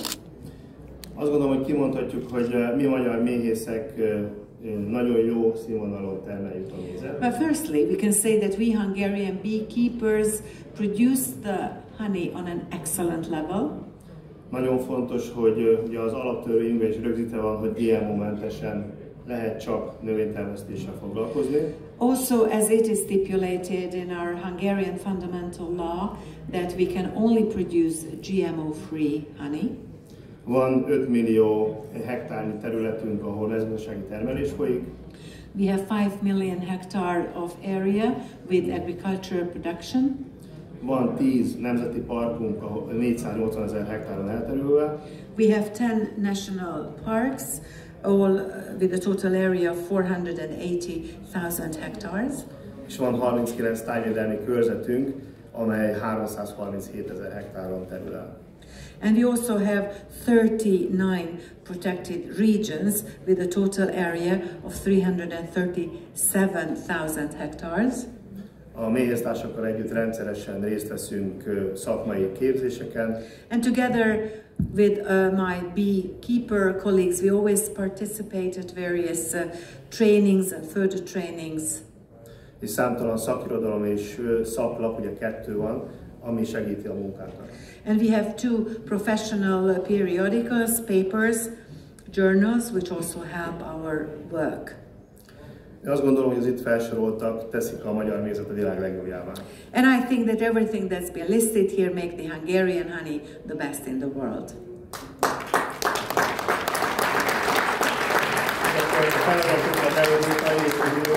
So what are our duties? What are our tasks in the European Union? Én a másodikat emelném ki.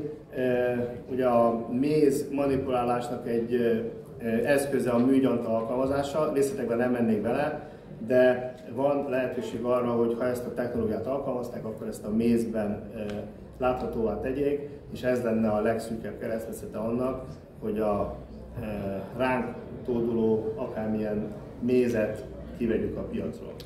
Well, I would like to highlight the second one, namely that the best would be if we could make the artificial resin visible in the honey, which would be a technology by which we could make or cover this smallest cross section or bottleneck, if you like, and by that it would allow us that we take out all the fake and manipulated honeys from the market with the help of this technology. És akkor a jövő és a remény. Future and the hope. A családom 100 éve méhészkedik, én 4. vagyok a sorban. My family has been into bee farming for 100 years. I'm the 4th generation myself. Több mint anyagi jó. Több mint anyagi jó. It is more than just financially rewarding. Tradíció, tudás. But it is also tradition, knowledge. A családom valamennyi tagja vagy tevékenyen, a szorgalmával, tudásával, vagy éppen a bájával segít a méhészet sikerében. Well, all the members of my family are contributing to making our business successful, either with their knowledge or with their diligence or simply with their charm. mint valamennyi magyar méhész családban, így van ez. But this is the case in every Hungarian family who are involved in honey production and beekeeping. Szeretném bemutatni a legkisebb, hogyan járul hozzá. I would like to just show you the youngest one, how she or he contributes. A méz az élet, vitamin, fehérje, honey is ásványi life, anyag és vitamin, cukor, protein, mely megédesíti a sugar. mindennapokat. És köszönöm szépen, hogy meghallgattam. So thank you so much for your kind attention.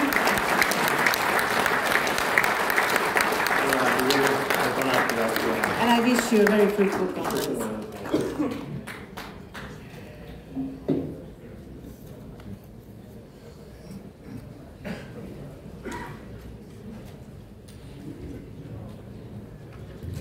Fogadják szeretettel dr. Miroslav Szúja mezőgazdasági és környezetvédelmi szakértőt Szlovákiából.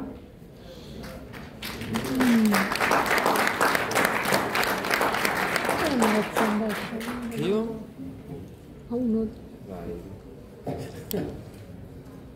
Až takmer 40% medov dostupných na pultoch obchodných reťazcov na Slovensku nemá antibakteriálne vlastnosti, ktoré sú charakteristické pre med. Vyplýva to z výsledkov medového laboratória Slovenskej akadémie vied, ktorá skúmala 43 vzoriek medu zakúpených v obchodných reťazcoch na Slovensku. Len 16% vzoriek spĺňalo požadovanú úroveň biologickei aktivity, ktorá je charakteristická pre práve a nepoškodené medy. A szlovákiai áruházláncok polcain kapható mézek közel 40%-a nem rendelkezik a mézre jellemző antibakteriális tulajdonságokkal. Ez derül ki a Szlovák Tudományos Akadémia mézlaboratóriumának eredményeiből, amely 43 a szlovákiai szupermarketláncokban vásárolt mézmintát vizsgált meg. A minták mindössze 16%-a felelt meg a biológiai tulajdonságok előírt szintjének, amely a valódi és tiszta mézekre jellemző. Výsledky testov sú pre slovenských spotrebiteľov doslova alarmujúce. Z celkového počtu skúmaných vzoriek vyhotovených kvalitatívnym štandardom len 7% alebo 7 vzoriek zo 43 medov, čo je 16,3%. Zlatú medailu kvality a najvyšší antibakteriálny potenciál vykázali len 2 vzorky. Jedna vzorka získala striebornú medailu a 4 vzorky medu bronzovú medailu. A vizsgálati eredmények szó szerint riasztóak a szlovák fogyasztók számára. Az összes vizsgált minta közül 43 mézből csak 7, azaz 16,3% felelt meg a minőségi előírásoknak. Csak 2 minta kapta meg az aranyminőségi érmet és a legmagasabb antibakteriális potenciált, 1 minta az ezüstérmet, 4 minta pedig a bronzérmet. Podpriemerná antibakteriálna aktivita sa zaznamenala u 19 vzoriek testovaných medov. Zvyšných 17 medov zo slovenských reťazcov vykazovali aktivitu len na úrovni samotnej cukrovej zložky medu a možno ich teda považovať za mŕtve produkty. A vizsgált mézminták közül 19 esetben átlag alatti antibakteriális aktivitást mértek. A fennmaradó 17 szlovákiai láncokból származó méz csak magának a méznek, a cukorkomponensének szintjén mutatott aktivitást, így halott terméknek tekinthető. Lacné medy nahrádzajú pravý med. Produkt včiel poškodzuje to aj finančné prevádzky včelárstva. Naši včelári nie sú schopní predať med na slovenskom trhu za ceny obvykle v obchodných reťazcoch. Az olcsó méz felváltja a valódi mézet, a méhek termékét, és ez a méhészeti tevékenységek finanszírozása szempontjából is hátrányos. Méhészeink nem tudják a szlovák piacon a mézet az áruházláncoknál megszokott áron értékesíteni. Cena pravého medu musí byť oveľa vyššia. Inak nedokážeme včeláriť. Včelárstvo je finančne náročné, súvisí s pravidelným ošetrovaním včiel, prikrmovaním, zazimovaním. A ak neviete poctivým medom konkurovať, jeho upraveným alternatívam, je ohrozená existencia včelárstva ako takého. A valódi méz árának sokkal magasabbnak kell lennie, különben nem leszünk képesek méheket tartani. A méhészet anyagilag megterhelő, rendszeres mélyápolással, etetéssel, teleltetéssel jár. És ha a tisztességes méz nem tud versenyezni a módosított, olcsó változatokkal, akkor a méhészet, mint olyan, a méhészet létét fenyegeti. Dovoz krajín mimo Európskej únie pochádza najmä z Číny. 80 000 tón alebo 39% celkového dovozu medu mimo Európskej únii práve je z Číny. Pred Ukrajinou 41 000 tón, čo sa robí 20% z celkového objemu, za ktorou nasleduje Argentína 25 000 tón, Mexiko 21 000 tón a Chile 8 000 tón. Az EU-n kívüli országokból származó mézbehozatal főként Kínából származott 80 000 tonna, azaz az összes nem uniós mézbehozatal 39%-a, megelőzve Ukrajnát 41 000 tonnával, ami 20%, majd Argentína jön 25 000 tonnával, 12%-kal, Mexikónál pedig 21 000 tonnát láttunk 10%-kal, és Chile 8 000 tonna 4%-kal. Najväčší importér z nečlenských krajín je Nemecko, za ním Veľká Británia, Belgicko. Naopak, najväčším exportérom medu do iných krajín Európskej únie je práve Maďarsko. A harmadik országokból származó méz legnagyobb importőre Németország, amelyet Nagy-Britannia és Belgium követ. Másfelől Magyarország a legnagyobb mézexportőr más uniós országokban. Z pohľadu vybraných krajín Európskej únie vidíme, že najviac čelstiev sa nachádza v Poľsku a následne v Maďarsku, Česku, Rakúsku a nasleduje Slovensko. Podľa štatistík z roku 2019 vidíme, že skoro v každej krajine dochádzalo k nárastu počtu včelstiev. Najvýraznejší nárast počtu včelstiev bolo v Poľsku a v Maďarsku. A kiválasztott uniós országokat vizsgálva azt láthatjuk, hogy a legtöbb méhcsalád Lengyelországban található, ezt követi Magyarország, a Cseh Köztársaság, Ausztria, majd Szlovákia. A 2019-ig elkészített statisztikák alapján azt láthatjuk, hogy szinte minden országban növekedett a méhcsaládok száma. A méhcsaládok számának legjelentősebb növekedése Lengyelországban volt, ezt követi Magyarország. Najvýznamnejším hospodárskym prínosom chovu včelstiev je zabezpečenie opeľovania poľnohospodárskych plodín. 84% druhov z 264 plodín pestovaných na území Európskej únie je aspoň čiastočne závislých od opeľovania hmyzom. Z pohľadu množstva rastlinnej produkcie vo svete 60% plodín nie je závislých na opeľovaní živočíchmi, napríklad obilniny a koreňová zelenina, ale 35% plodín je závislých na opeľovačoch. 5% nebolo zaradených. A méhészet legfontosabb gazdasági haszna a mezőgazdasági növények beporzása. Az Európai Unióban termesztett 264 növényfaj 84%-a legalább részben a rovarok beporzásától függ. A világon termesztett növények mennyiségét tekintve a növények 60%-a nem függ az állati beporzástól, például gabonafélék és gyökérzöldségek. A növények 35%-a függ a beporzóktól, és a többi 5%-át nem értékelik. Celkovo 14,7% všetkej poľnohospodárskej produkcie vo vyspelých krajinách sveta do určitej miery závisí na opeľovanie včelami, prípadne inými živočíšnymi vektormi. Celosvetová ročná hodnota opeľovacieho servisu zabezpečená hmyzom odhadovaná na 153 biliónov eur, čo predstavuje asi 9,5% celkovej hodnoty svetovej poľnohospodárskej produkcie. Összességében a fejlett világ mezőgazdasági termelésének 14,7%-a függ valamilyen mértékben a méhek vagy más állati vektorok általi beporzástól. A rovarok által nyújtott beporzási szolgáltatás éves értéke globálisan 153 billió euróra becsülhető, ami a világ mezőgazdasági termelésének mindegy 9,5%-át teszi ki. Absencia hmyzných opeľovačov by spôsobila v rámci Európskej únie 25% pokles celkových úrod hmyzomilných plodín. Pre Slovensko by bola táto hodnota odhadovaná dokonca na 26,8%. Predovšetkým vďaka vysokému zastúpeniu repky olejnej na ornej pôde. Mnohé druhy opeľovačov sú pritom v existenčnom ohrození. Európe hrozí vyhnutie 9% včielých druhov. Ďalších 37% druhov včiel a 30 druhov motýlov má klesajúcu populáciu. A rovarporzók hiánya az EU országaiban a rovarkedvelő növények össztermelésének 25%-os csökkenését okozná. Szlovákia esetében ezt az értéket 26,8%-ra becsülték, főként a repce magas aránya miatt a szántóföldeken. Eközben számos beporzó faj egzisztenciális veszélynek van kitéve. Európában a méh és lepkefajok 9%-át fenyegeti a kihalás, további 37%-a méhfajoknak és 31%-a a lepkefajoknak pedig hanyatlóban van.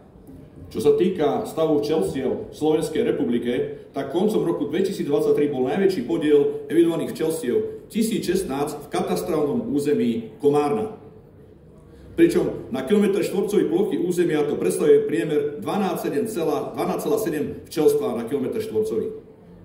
Ami a méhcsaládok számát illeti a Szlovák Köztársaságban. 2023 végén a legtöbb regisztrált méhcsalád Révkomárokban volt, 1016, ami átlagosan 12,7 méhcsaládot jelentett, a terület 1 négyzetkilométerére vetítve. Druhým najpočetnejším územím bolo územie Kolárova, kde bolo evidovaných 936 včelstiev a priemer na kilometr štvorcový bolo 8,9 včelstva. Avšak najhustejšou včleneným katastrálnym územím v roku 2023 bolo územie Zlatná v okrese Poltár, ktoré má však na 0,36 km². Pri tejto ploche sme sa dopočítali k hodnote až 150,8 včelstva na kilometr štvorcový. A második legtöbb méhcsalád Gúta területén volt, ahol 936 méhcsaládot regisztráltak, és ez az 1 négyzetkilométerre jutó átlag 8,9 méhcsalád volt. A legsűrűbben lakott kataszteri terület 2023-ban azonban a poltári járásban található, Zalatnó területe volt, mindössze 0,36 négyzetkilométeren. Erre a területre számításaim szerint nagyjából 157,8 méhcsalád jut négyzetkilométerenként. Na grafe vidíme vývoj včelstiev a včelárov v roku 1920 až do súčasnosti. Vidíme, že najviac včelstiev bolo v roku 1989, kedy bol ich počet 38 812. V tomto roku bolo aj najviac včelstiev, a to 474 296. A grafikonon a méhcsaládok és méhészek alakulását láthatjuk 1920-tól napjainkig.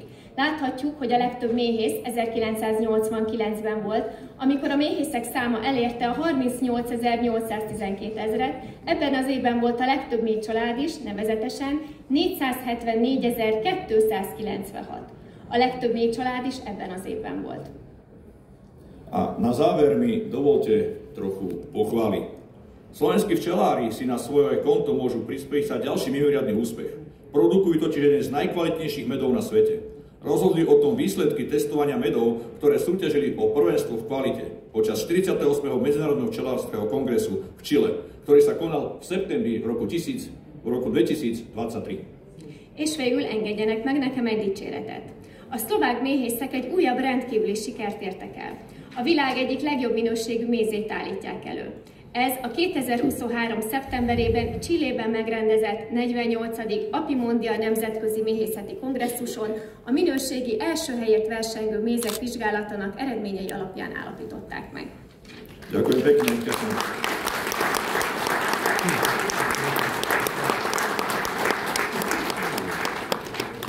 Most pedig fogadják szeretettel Sápi Dániel méhészt.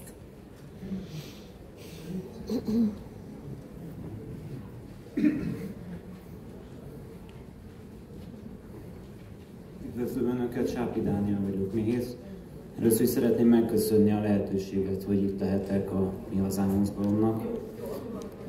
Szeretnék felszólalni azért a méhész szakma érdekében, illetve bemutatni egy kicsit a saját méhészetünket, hogy mi hogyan tevékenykedünk és milyen terveink vannak.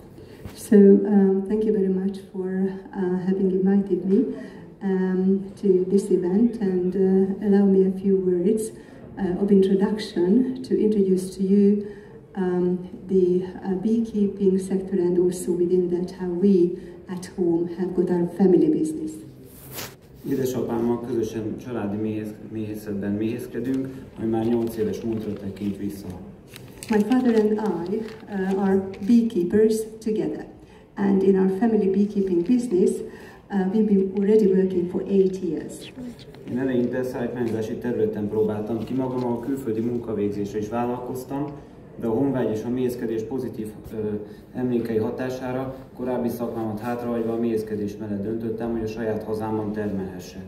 I initially tried my hands in the transport sector, where I worked abroad too, but homesickness and positive memories were those for which I decided to leave my previous profession and go into beekeeping to start my own business in my own homeland.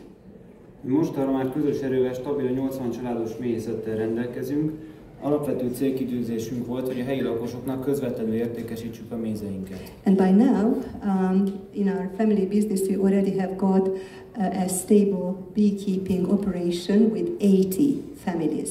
Our main objective is to sell our honey directly to local people. A fejlődésünk útján rengeteg kellemetlen tapasztalat és csalódások sorozata vezetett oda minket, hogy saját eszközöket fejlesztettünk, így saját magunk készítjük a kaptárakat is, a kereteket, a megtermelt saját viaszunkat is magunk fertőtlenítjük, melybe a műlépeket is magunk készítjük el.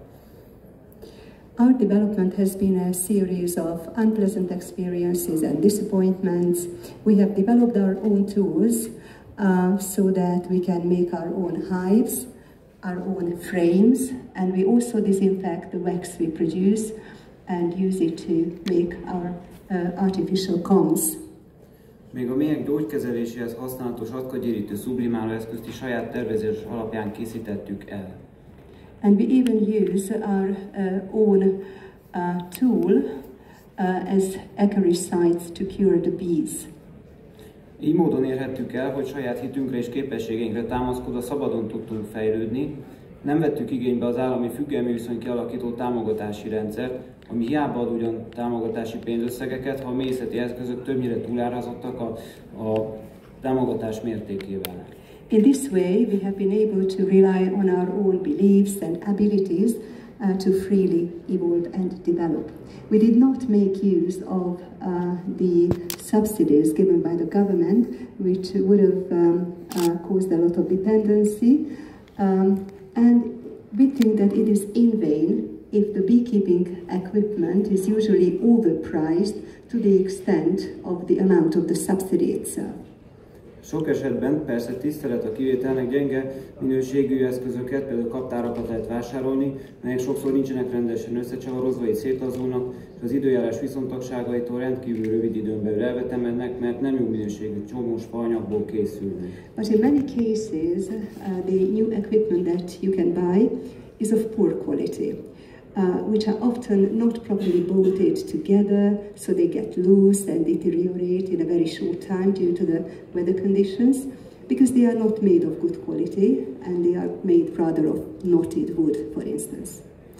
Így most már kiküszöbölhettük azokat a keserű megtapasztalt károkat, hogy a méhcsaládok azért pusztulnak ki, mert a kaptárfiókok nincsenek rendesen záródva, emiatt rabló, darazsak, méhek fosztogatják a családokat. So now we have eliminated the bitter experience of the damage that colonies of bees are destroyed because the hive components become distorted and they form cavities into which wasps, ants and alien bees will nestle, and in this way they can rob the honey from the hive or so they steal from there. A méhész szakirányú végzettsége megszerzésével megfelelő szakismeretekkel jelentős mértékben csökkenteni tudtuk méhészetünk fajlagos költségeit. By obtaining a degree in beekeeping, I have managed to significantly reduce the unit costs of our business. A mai válságos helyzetben elengedhetetlen lett a családi összefogás, a szakma alapos ismerete, csak így tudjuk gazdaságosan a minőségi mézet megtermelni. So in our crisis-hit world today, it is very important to keep together as a family and to obtain a proper level of professionalism. This is essential. This is the only way we can produce quality honey economically. Habár nem várható el minden méhésztől, hogy minden maga építsen ki, de a szakmai fejlesztések és az önellátóság elengedhetetlenek lettek a sikeres méhészkedésben. Although not every beekeeper can be expected to build everything himself, but the professional improvements have become essential for successful beekeeping. A jelenlegi mézválság még inkább kikövetelte, hogy optimalizálni tudjuk a munka hatékonyságát. Átálltunk a régebbi, ma már nem jó hatékonysággal működő nagykeretes kaptárakra, az alacsonykeretes, nagyüzemben is használatos rakodórendszerű méhész technológiára. The current honey crisis has made it even more necessary to optimize our work efficiency. We have switched from the older, now inefficient large frame hives to the low frame hives, which are also used in large-scale production. Apám informatikai és mikroelektronikai tudását felhasználva elektronikus kaptár fejlesztésén is dolgozunk, így a számítástechnológia segítségével valós időben távolról információkat kaphatunk a mély családok állapotáról, aktivitásáról. Szükség esetén a gyors beavatkozást is lehetővé téve, így átláthatóbbá, egyszerűbbé és gazdaságosabbá tehetjük családi mélyzetünkben a munkavégzést. We are also working on developing an electric hive using my father's programming skills. So we can use computer technology to get real-time remote information on the status and activity of the bee colonies. If necessary, it also allows rapid intervention. And in this way, we can make our bee family management more transparent, simple and economical. Kifejlesztettünk egy saját adatbázisrendszert, így kényelmesebben átlátható, melyik méhcsaládot kell átvizsgálni. Ezzel nem csak a mi időnket tudjuk megspórolni, de a méhek termelési képességét is javítjuk, mert nem kell feleslegesen a kaptárakat kinyitni, a méheket a munkájukban zavarni. We have developed our own database system, so it is more convenient and transparent to see which hives should be examined.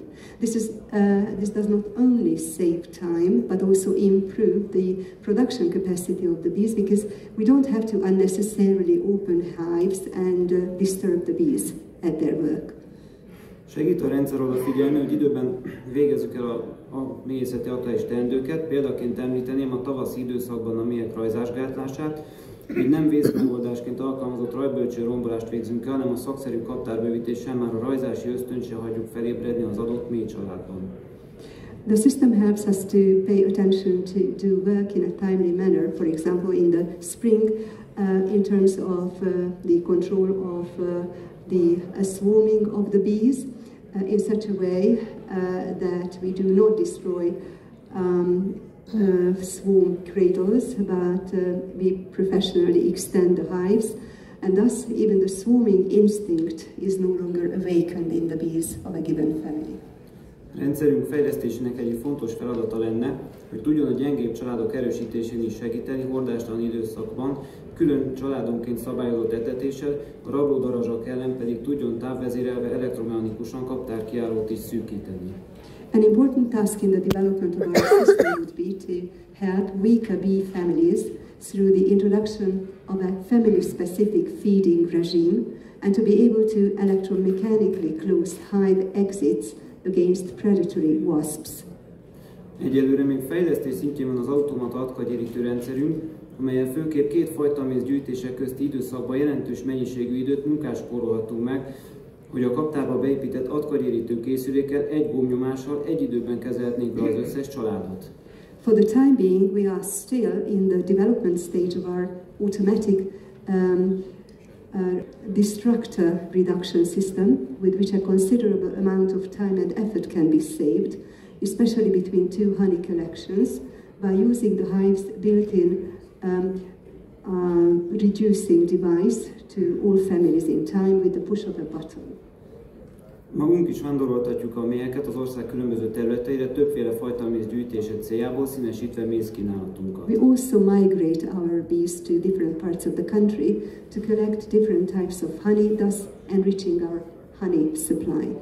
A megtermelt méz kipergetési munkája során nagy figyelmet fordítunk a méhekre, hogy minél kevesebb méhpusztulás következzen be, ezzel a méztermelés jobb hozamát és a méhek nyugodtabb körülményét biztosítva. We also pay a lot of attention to the bees when we are doing the work of extraction and centrifuging, and in this way we can minimize bee mortality. Sok méztárshoz hasonlóan mi is elsősorban üvegezve értékesítjük a mézeinket.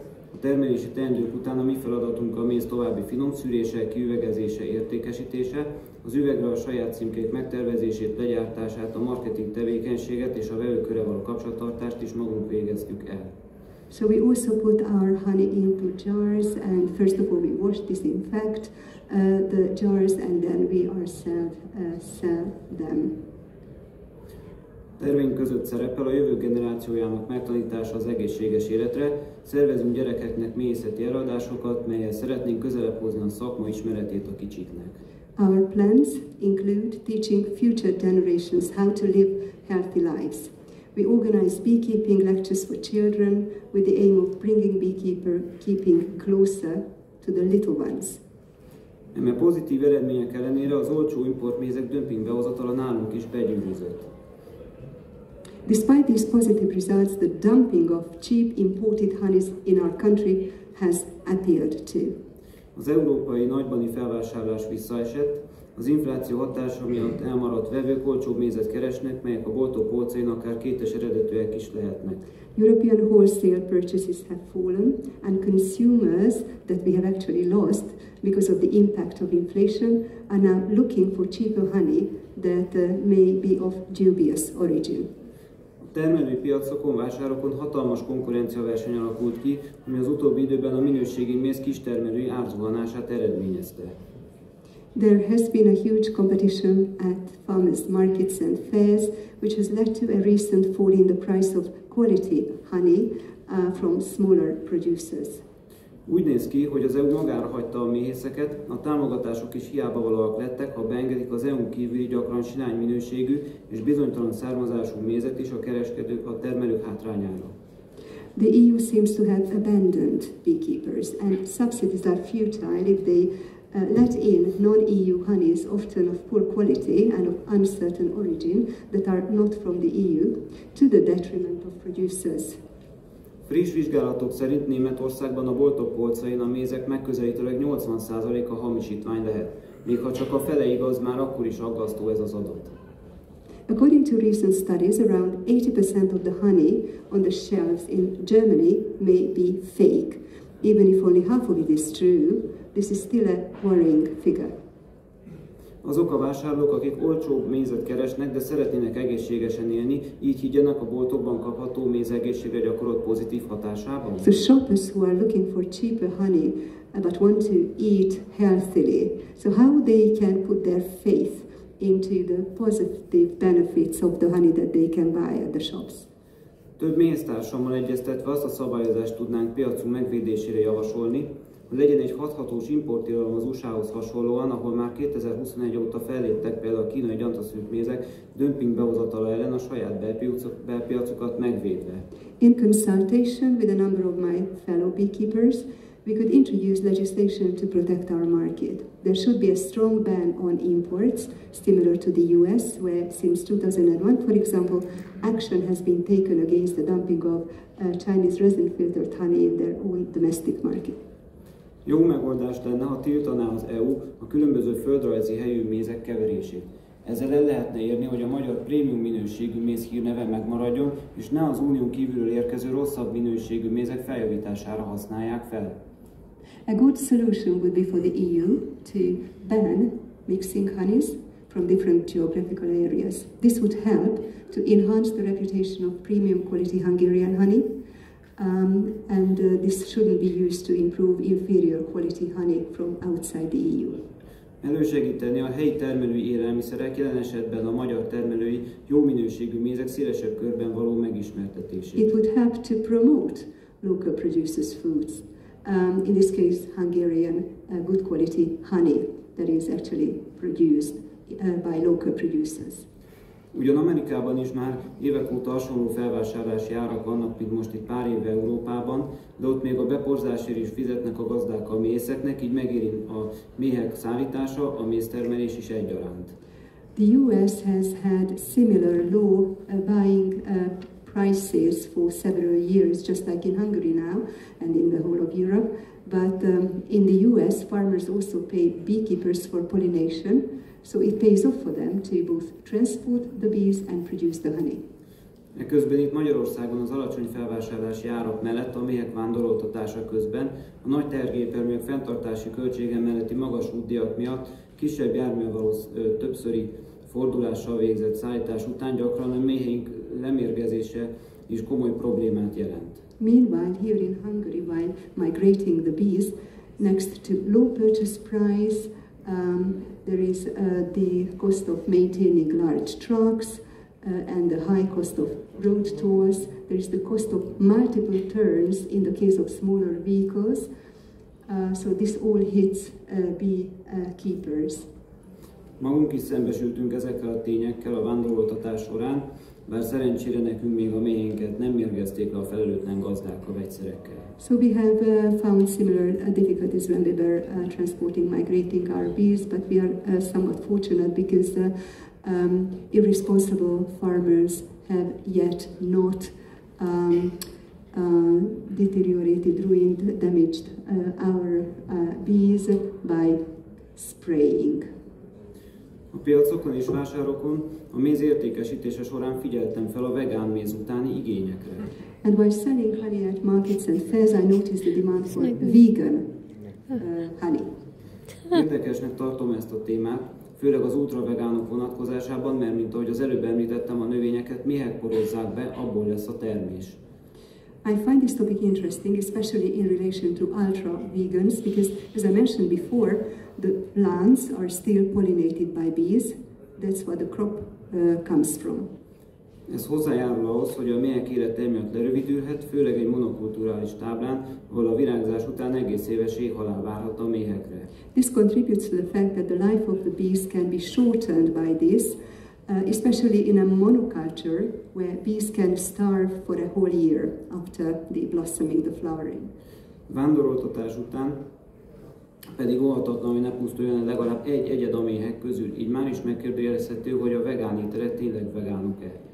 And when migrating the bees, it cannot be avoided that at least one of the bees dies. So we can now ask the question whether vegan food is really vegan.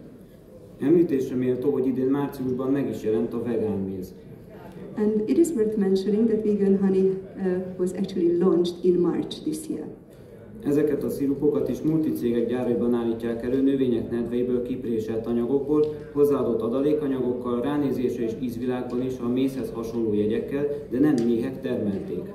It is worth noting also that these syrups are produced by multinational companies in their factories using substances that are pressed out of the sap of plants.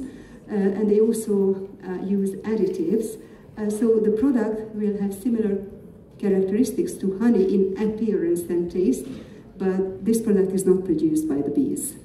Angliában és Svájcban ezek már elérhetőek a boltok polcain. And these products are now already available on the shelves in England and Switzerland. Nagy segítség lenne a méhészeknek, hogy erre kiemelten figyeljenek a képviselők, és idejekkorán hozzanak rá szigorú szabályozást az EU-ban. It would be a great help to beekeepers if the members of the European Parliament could pay attention to this problem, and if they encourage the EU to introduce some regulation here at an early stage. A Magyar Élelmiszerkönyv is leírja a méz pontos meghatározását, mely szerint a méz a méhek által a növényi nektárból gyűjtött természetes édesanyag, amelyet a méhek begyűjtenek, saját anyagaik hozzáadásával átalakítanak, raktároznak, dehidratálnak és lépekben érlelnek. The Hungarian Codex Alimentarius describes the exact definition of honey, which is a natural sweet substance collected by bees from the nectar of plants, which the bees transform by adding their own substances, enzymes. They store it, demoisturize it, and ripen it in honeycombs. Példaként említeném, hogyha a cukrot, vizet, aromát és alkoholt összekeverjük, még nem kapunk bort. Just let me give you a simple example. If you just mix sugar, water, aroma and alcohol, you will not yet get fine wine. Ami nem méz, tehát nem méhek gyűjtötték be és saját anyagaik hozzáadásával alakították át, arra ne írhassák rá a méz megnevezést, még csak hasonló vagy ráutaló megnevezésre adhassanak az ilyen termékeknek. So when honey is not collected by bees and transformed by adding their own substances, so such honey should not be labeled honey, or such products should not be labeled honey, and they should not even give such products a similar or implied name. Így a fogyasztók is megfelelő döntést tudnak hozni, hogy mit is szeretnének vásárolni, ez védeni a hazai és az EU-s piacot a megtévesztő termékektől. So in this way, consumers could decide what they wanted to buy, and this would actually also protect the domestic and the EU market from misleading products. Megjegyezni, mivel az EU-ban évek óta csökkenő tendenciát mutat a mézfelvásárlás, mostanra eljutott oda, hogy teljesen megállt. I would also like to note that honey purchases in the EU have been on a downward trend for many years, and it has now reached a complete standstill. A végső csapást az ukrajnai háború miatti ukrán vámmentesség adta. The final blow has been the Ukrainian tariff exemption and customs duty exemption due to the war in Ukraine. Hivatalos hírek szerint már nincs, aki harcoljon, több százezren elmenekültek Ukrajnából, gyerekeket, asszonyokat is viszik a frontra, mégis valahogy tonna szám érkezik a méz Ukrajnából az Unióba. According to official news, there is no one left to fight. Hundreds of thousands of people have fled.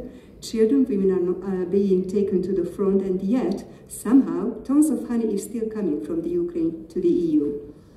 Vélelmezhető, hogy az onnan beérkező mézet nem is ukrán méhészetekben termelték, hanem a kínai rizsszirupot egy egyszerű átpapírozással már ukrán mézként hozzák be az unió területére. It can be assumed that the honey coming in from there was not actually produced in Ukraine apiaries, but that the Chinese rice syrup is being imported as Ukrainian honey after some simple repackaging. Emiatt már civil összefogás is elindult, hogy ezeket a szigorításokat mielőbb az Európai Parlament terítékére kerítsék. This has already led to a civil campaign to ensure that these restrictions are discussed as soon as possible by the European Parliament. Minőségi mézeink megvédése érdekében belföldi szabályozást is kellene szigorítani. And in order to protect our own honeys, we should also make our domestic regulation more stringent.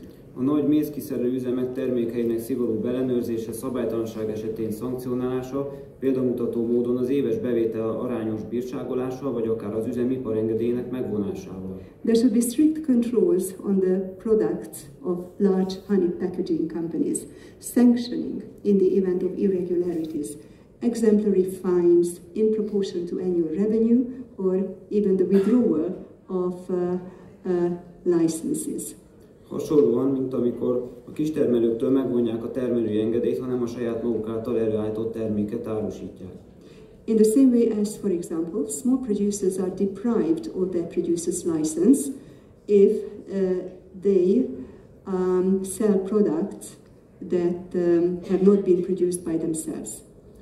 Magam is kerestem a termelői piacokon túlkereskedő, illetve viszonteladó partnereket, ahol bővíteni tudjuk a mézértékesítési lehetőségeinket. I myself have looked for reselling partners where we could expand our honey sales opportunities. Helyi viszonylatban van is érdeklődés kifejezetten a helyi termékek után, úgy látom a fogyasztók körében is megjelent egyfajta tudatos vásárlási szokás. Now, as I can see locally, there is also some interest specifically for local products, and the kind of conscious buying habit has emerged. Ezen pozitív eredményeket beárnyékolja, hogy a kistermelőknek nyújtott jogszabályi könnyítés, az áfa kompenzációs felár megfizetése véleményem szerint nem működik megfelelően. These positive results have been overshadowed by the fact that the legal provision for small producers to receive some compensation of the VAT payments, that this does not work in real life. Ennek az a lényege, hogy a kereskedőre vonatkozó kötelező áfa megfizetése és a tisztességes kereskedői haszonkulcs magasabb fogyasztói árat eredményező hatása miatt a kereskedőnek a termelőhöz mért versenyképessége nagy mértékben csökken, így csak nyomott áron venné meg a termelőtől a mézet. This is because the compulsory payment of VAT for the trader and the effect of a fair trader's margin lead to higher prices for consumers, and therefore to remain competitive, the trader buys the honey at a depressed price. Erre találták ki ezt a felárat, hogy a termelő megkapja az áfa 7%-át, így ez kompenzálna a lealkudott árat. That's why this surcharge was invented, that the producer gets 7% of the VAT as a compensation for the lower price. Jelenleg ezt a felárat pedig a kereskedő fizeti meg a termelőnek, melyet majd a kereskedő visszaigényelhet az adóhatóságtól a kiadási számlája után. Now, what is happening in practice is that this markup, this surcharge is paid by the trader to the producer, and then it is reclaimed by the trader from the tax authority based on their invoices. Nem jár jól a termelő, a kereskedőnek lehetősége van úgy írni a felvásárlási jegyet, hogy ez az összeg ugyan rákerül a jegyre, de nem fizeti ki ezt a többletet a termelőnek arra hivatkozva, hogy ez szerinte benne van a vételárban, így a termelő érdekei háttérbe szorulnak.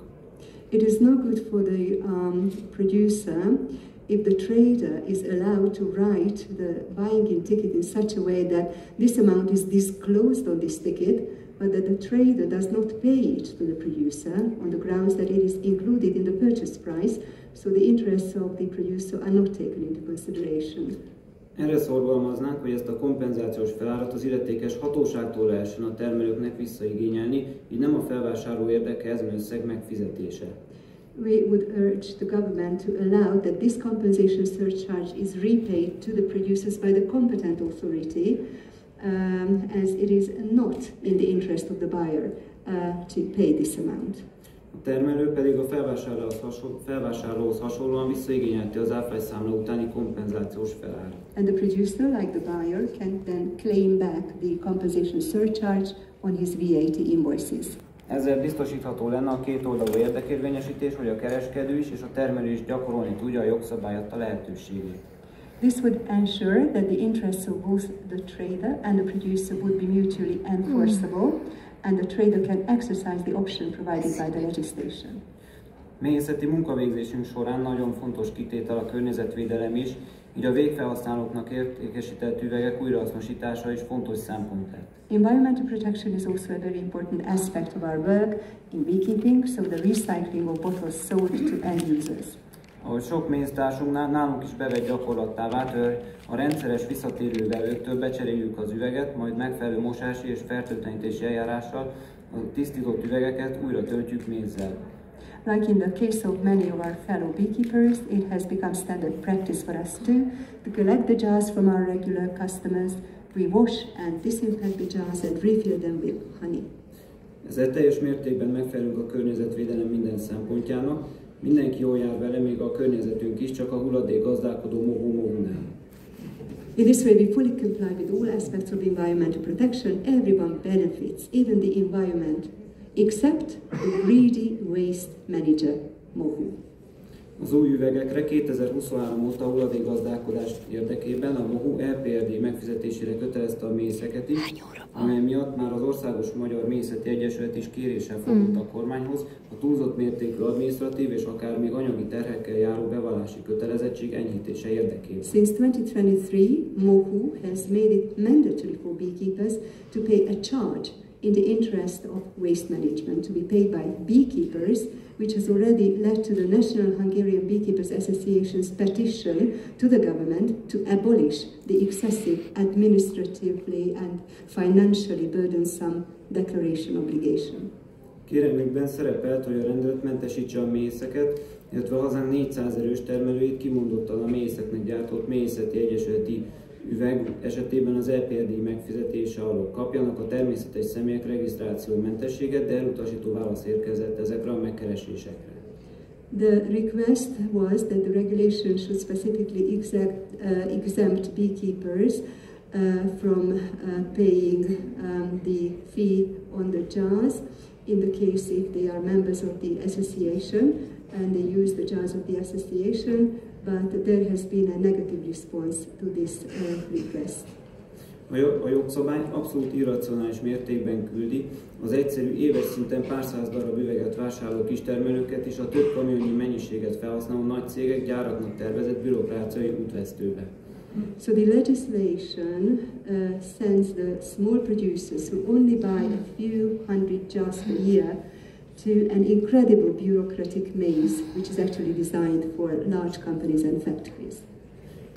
Véleményem szerint ebben a helyzetben a Méhész Egyesületnek a saját üvegére nagyobb mennyiségű megvásárlása és kifizetése után, amit csak rajtuk keresztül lehet megtenni, nekik, mint forgalmazóknak kellene a regisztrációt az egyesületi tagok segítése érdekében elvégezni, és az EPRD-at az illetékes hatóságok felé a méhészektől a megfelelő helyre továbbítani. So as it is the Beekeepers Association that uses and manages the jars in a very high number, in this situation it should be the Beekeepers Association to do the registration for the members and forward the fee to the right authority.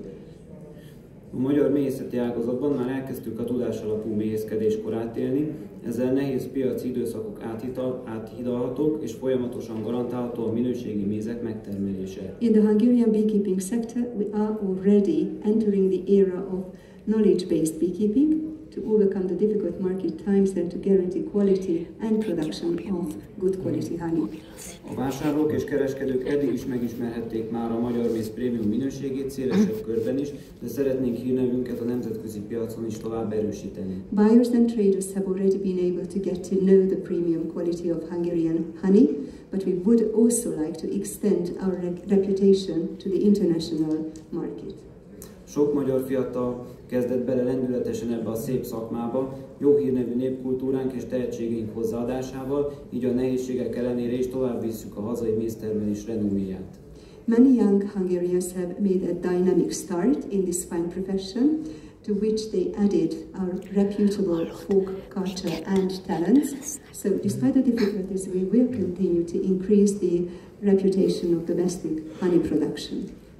Remélem magam és minden mész nevében, hogy a jelenlévő EU-s és magyar képviselők átérzik a helyzetünk súlyát, a felvázolt problémák megoldásának égető fontosságát és eljutatják javaslatainkat a megfelelő helyekre.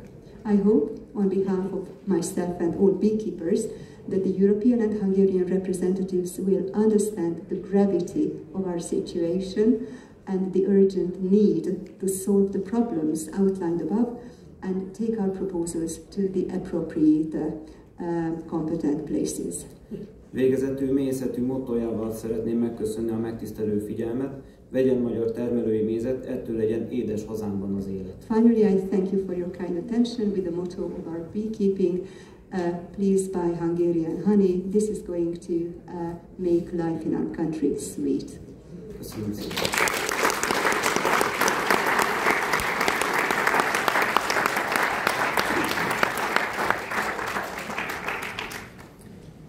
Felvételen Georgiev méhészeti szakértőt Bulgáriából.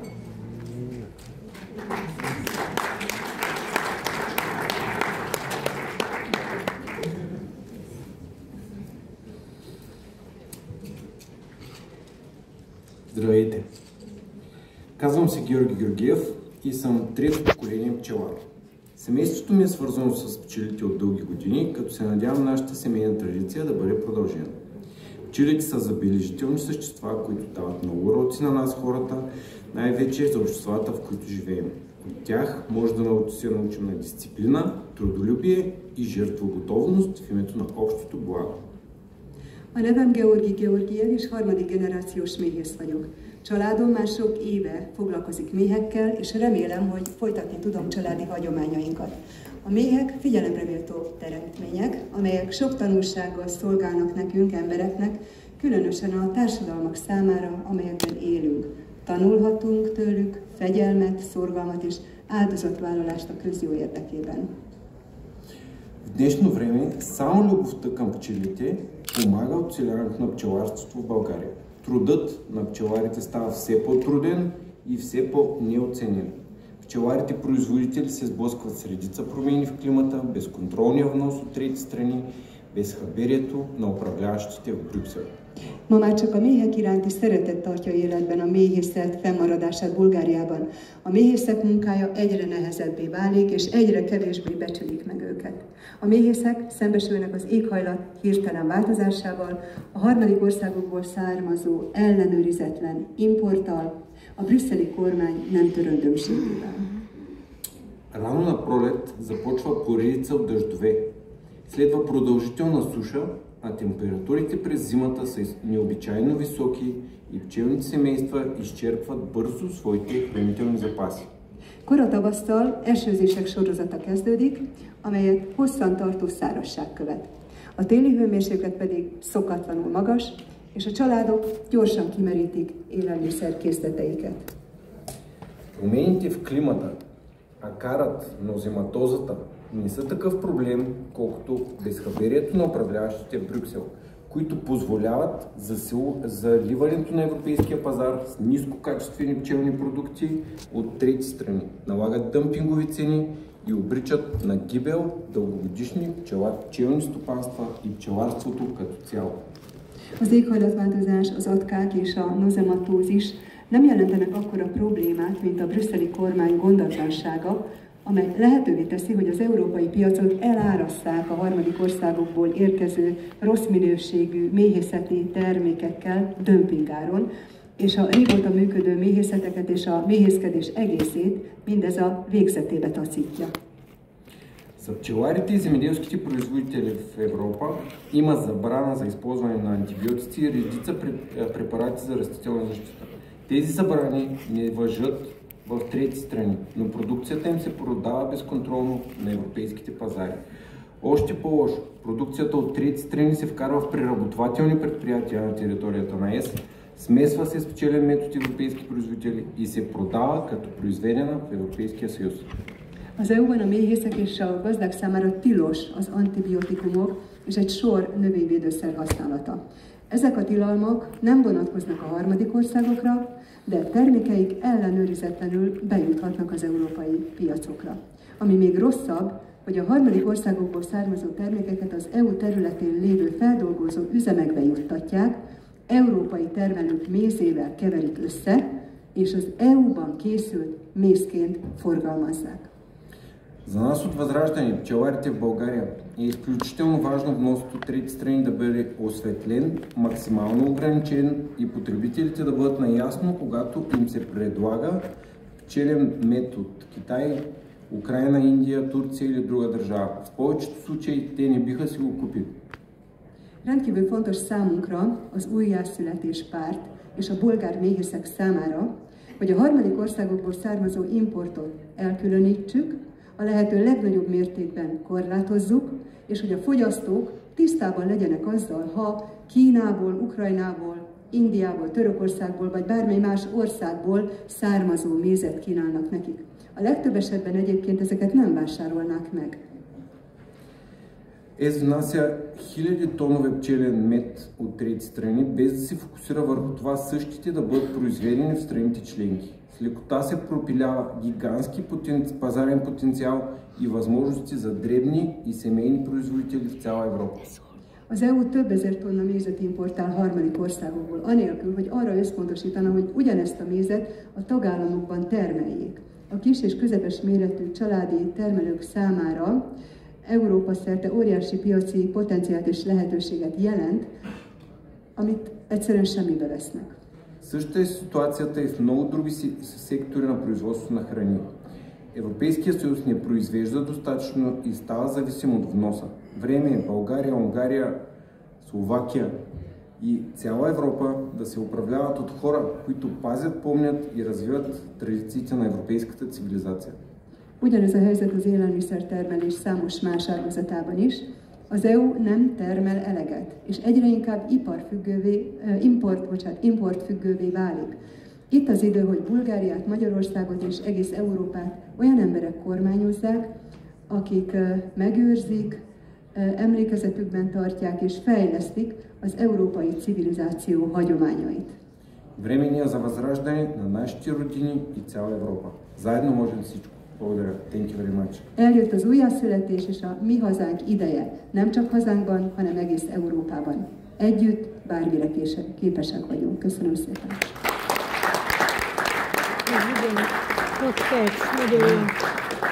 Ez aranyos volt, hogy nem beszélt annyit. És ő jön az utolsó felszól. Fogadják szeretettel Lehocki Dávid méhészt.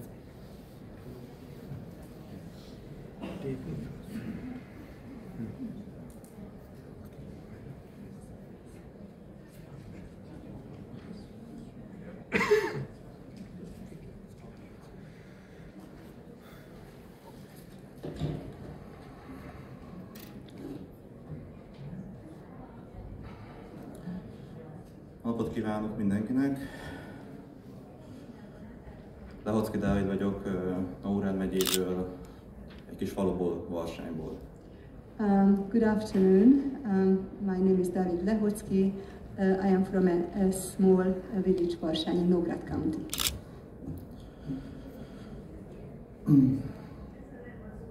Elképesztő összhang volt ezen a konferencián.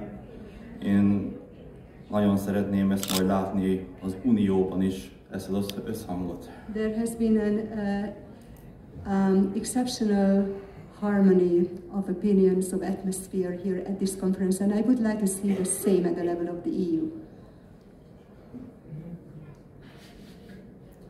Tegyenek meg mindazért, ami most itt ma elhangzott, hogy ez érvényesüljön az Európai Unióban, és akár unión kívül is.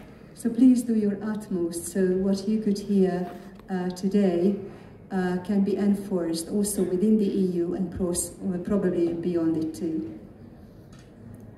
Egy rövid videóval kedveskednék önöknek a röviden a mindennapjaimból. And now I would like to show you a short video to demonstrate how we live our everyday life.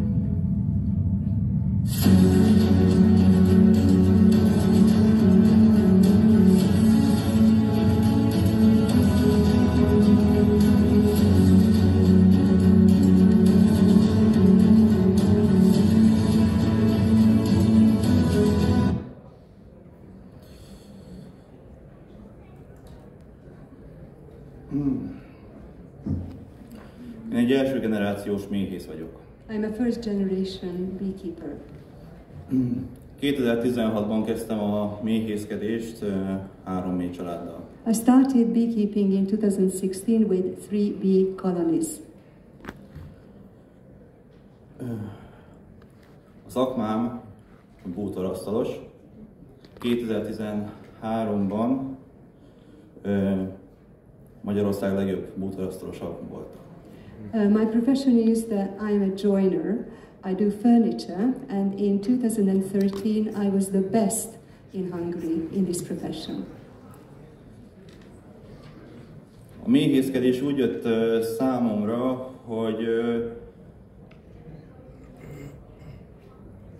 iskolából hazafelé jövet, általános iskolából hazafelé jövet, nem a járdán közlekedtem, hanem inkább a záróban néztem, hogy milyen csúszómászók és rovarok akarnak hazafelé menet. So, how did beekeeping happen for me? Well, when I was still a primary school student, I happened to come home, and usually what I did was I did not look up, but rather looked into the ditch and wanted to identify the creatures there, the worms and the different insects, bugs that I could find. Egy kedves, ma már méhész ismerősöm és mentorom, de akkor még ismerősöm volt. Ő mondta, ha már ilyen bogaras vagyok, akkor mi nem próbálok meg méhészkedni. So I had a very good friend, at the time a mentor, who told me that once I was so buggy, I loved bugs and insects, why don't I try my hands in beekeeping? Szakmai utamon előtérbe kerültek már a méhészet, de úgymond nem foglalkoztam vele. So okay, there was beekeeping, and I had some knowledge about it, but I did not really take it seriously. De ahogy látják, 3 méh családdal kezdtem, most 2024-ben 166 méh családot gondozok, és 2 éve teljes munkaidőben foglalkozok a méhekkel.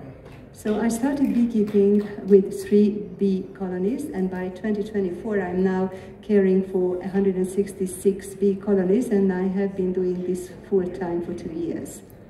Ez egy óriási munka volt. This has been a lot of work. Gondolják el, hogy az összes kaptárat, összes keretlécet mind magunk csináltuk.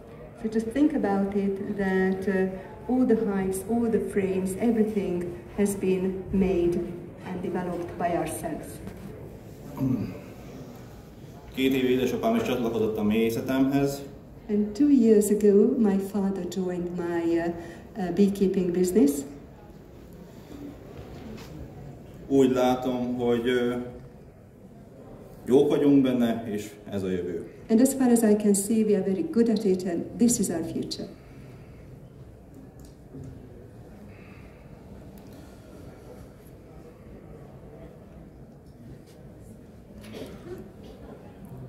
Az állatok tisztelete és szeretete. Miért kezdtem el méhészkedni? Why did I start beekeeping? Respect and love for animals.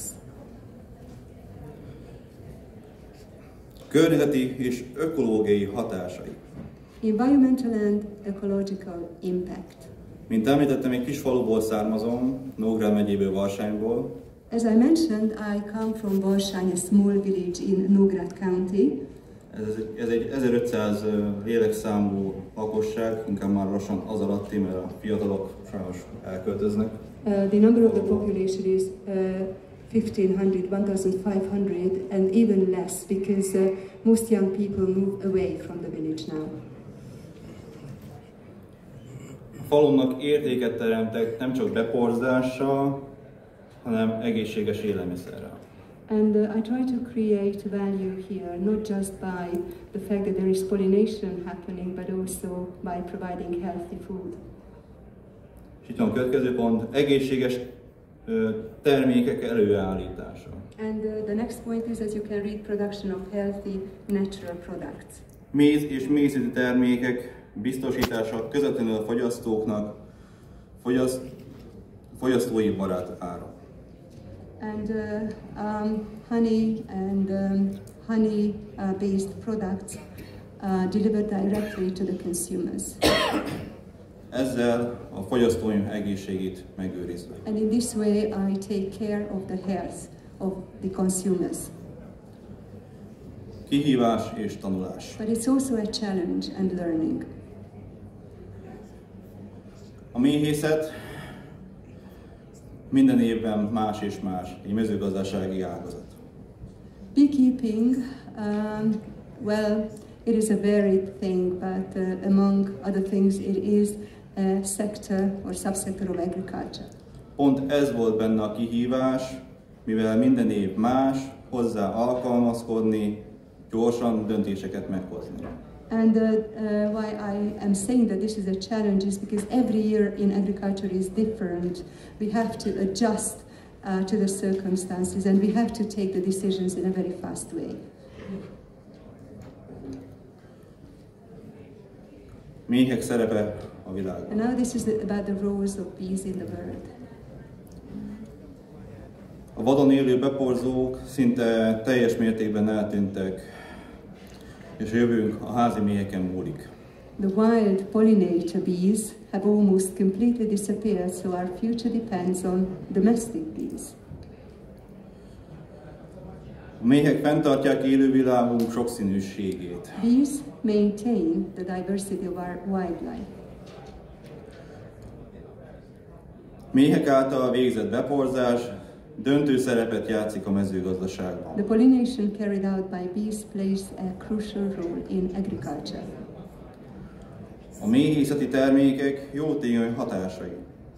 And honey products have a beneficial effect.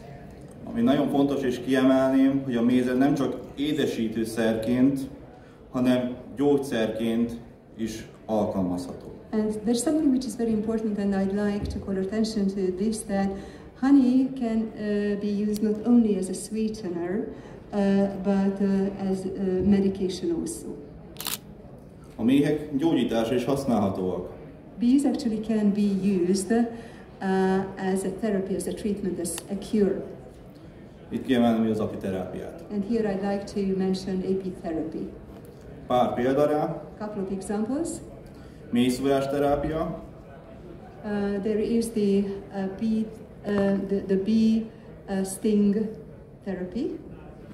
Kaptár levegőterápia. The hive air therapy.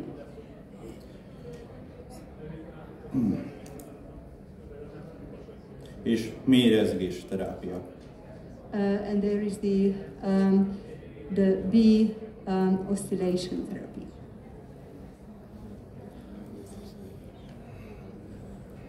A méhészek nehézségei. What are the difficulties of beekeepers? A méhek egészségének megőrzése a vírusok és kártevők ellen. We have to preserve the health of bees against viruses and pests. El nem tudják képzelni, hogy egy méhész mennyit dolgozik azért, hogy a méhei egészségben átvészeljenek egyetlen egy évet. You can't imagine how much a beekeeper has to work to make sure that his bees survive just 1 year. Ha a méhész nem lenne a méhek mögött, we really need the beekeeper to protect the bees. A méhcsaládok akár egy éven belül elpusztulnának. Otherwise, bee families might be dead within just 1 year. Sajnos vannak olyan vírusos betegségek, ami ellen küzdeni kell. Unfortunately, there are some virus-borne diseases that we have to combat. Itt kiemelnék egy élősködő parazitát, a varroatkát. And here I would like to mention the varroa destructor, which is a parasite. Ami a méhek zsírtestjét szívva vírusokat terjeszt a méhek szervezetével. And it actually sucks out substance from the fat of bees, and in this way can also spread viruses in the body of the bees. Mezőgazdaságban használt növényvédőszerek. Then there are pesticides used in agriculture. Óriási probléma. This is also a huge problem. Sokszor hallom gazdáktól, hát méhkímélőszer, miért ne juthatnánk ki?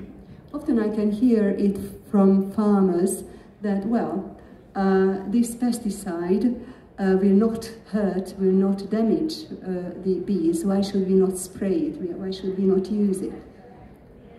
Sokszor hallom, hogy napközben permetezik a virágzó kultúrákat, ami sajnos akár a méheket is veszélyezteti. And I can often witness situations that farmers spray and use these pesticides in the daytime, and then it is more dangerous for the bees.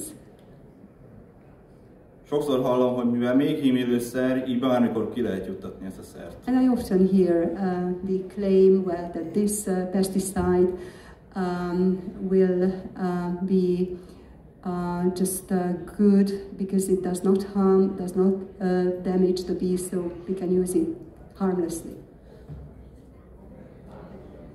Egy kérdésem van a méhésztársak és a mezőgazdaságban szereplők között. And now I'd like to pose a question for the colleagues who are the beekeepers and the colleagues who are agriculturists.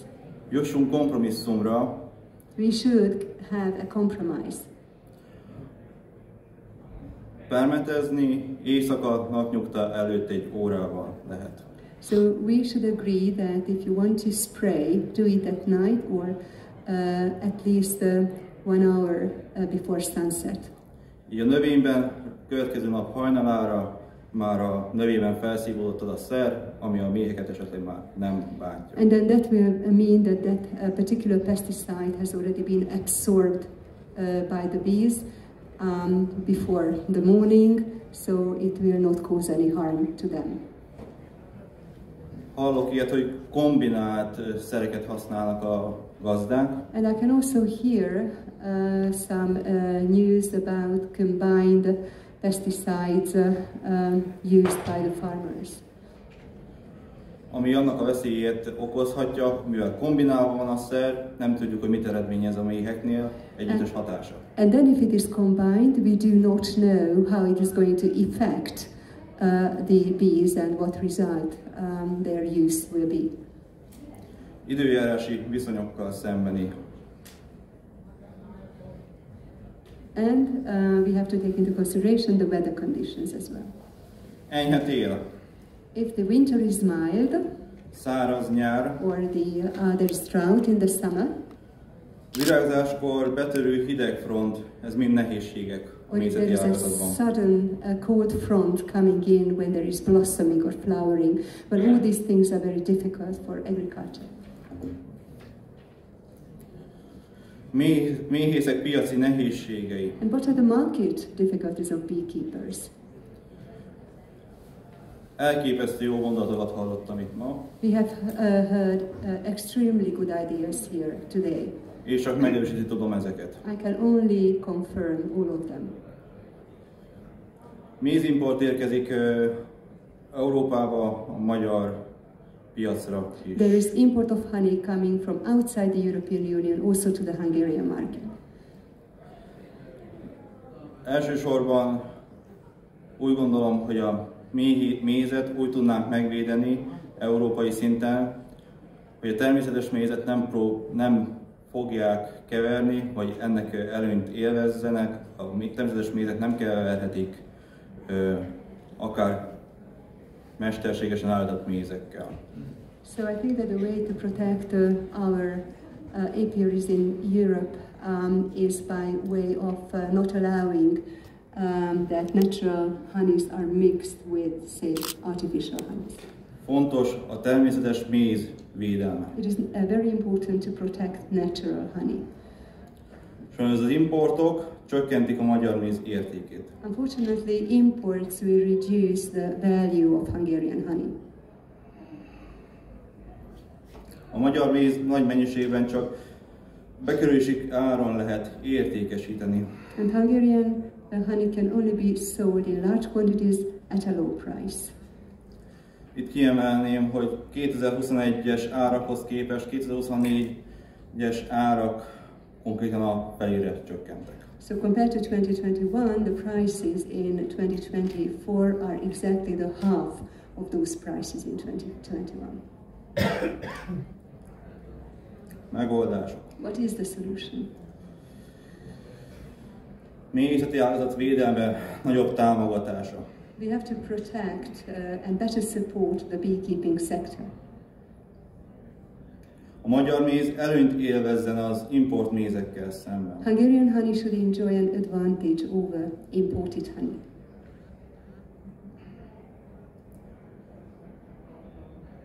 Itt ugyanezt kiemelném, hogy a magyar méz, mivel világhírű, Európában nagyon kimagasló helyen áll. And I must tell you that as Hungarian honey is world famous, in the ranking of European honeys, it has got a very good prestigious place. A magyar méhészek kimondottan azt kérik, hogy a magyar méz, főképpen a legfőbb méz fajtáink, például akácméz, napraforgó méz és hásméz, az unió piacára úgy jussanak ki, mint természetes méz keverését ne engedélyezzék. And the Hungarian beekeepers would like to request that our precious honeys, like for instance acacia, sunflower and others, that they should be introduced to the European market in their pure state, that is without mixing the Hungarian honey with anything else. Sajnos a méhészeti ágazat kihalófélben van, mivel a méhészek mondhatni 60%-a 60 év fölött van. Unfortunately, beekeeping as a whole profession is slowly but surely dying out because most of beekeepers are over 60 years of age. Így a fiataloknak nincsen olyan lehetőségük ebben a piaci helyzetben, hogy ezt a szép szakmát válasszák. So unfortunately, in the current market situation, youngsters don't always have the opportunities to go for this beautiful profession. Így a mészetre vonatkozó akár képzések és pénzügyi ösztönzések nagyon fontosak. And therefore it is very important to introduce trainings, financial incentives for beekeeping. Biztosítani kell a méhészek számára a piaci lehetőséget és az eladás biztosítását. We have to provide market opportunities and good opportunities for sales for the beekeepers. A magyar méz export lehetőségek biztosítását. And we have to ensure export opportunities for the Hungarian honeys. Egy pár szó a múlt évben elért díjaimról. And I would like to mention the awards that we garnered last year. 2023-ban a kézműves kiválóságokon Magyarország mézet díjat kaptam. In 2023, I received a national award that is an award for artisan excellence of Hungarian honey. És az év kiváló magyar méze verseny, amit Gyulán rendeznek meg minden évben, országos második helyet. And I was the national second in terms of the outstanding Hungarian honey award. So this contest, this competition, this award ceremony is always organized in the town of Gyula. Nagy büszkeséggel tölt el, hogy ezt 9 év alatt sikerült elérnem. So it just took me 9 years in this business to achieve that level. És egy óriási visszajelzés szakmai téren és fogyasztói téren is ezek a díjak és a visszajelzések a mézem illetően. And this is a great feedback, a huge pride that I have received this appreciation, which is an appreciation given by the whole profession and by the consumers.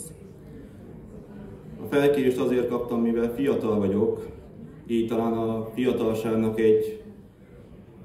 egy olyan személy lehetek, akiknek tudok segíteni a mindennapjaikban. A méhészet hogyan kezdtem és milyen nehézségek voltak. And as I'm young, probably I can set a good example for other young people, showing them how in this business we live our lives and how I started this beekeeping business and what difficulties we had to combat. Sokan keresnek meg, hogy lesz ennek az előadásnak értelme. Some people have asked whether there's going to be any outcome, any result after I make this presentation. Én bízok benne, hogy olyan emberek képviselnek minket, akik szíve ügye ezt a célt szolgál. And I really hope that the people representing us are people who take this matter at heart. Köszönöm a figyelmet, mézédes napot mindenkinek. Thank you very much for your attention, and I wish a honey sweet day to all of you.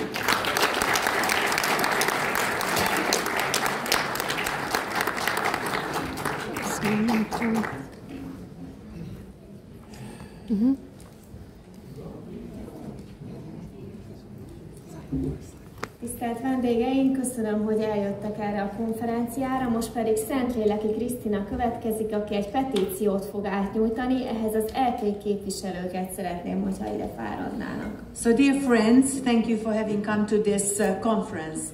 And now I would like to ask Szentléleki Krisztina to come here, and also all the representatives of the European Parliament who are here with us. Please proceed to the stage, because Krisztina is going to hand over to you a petition.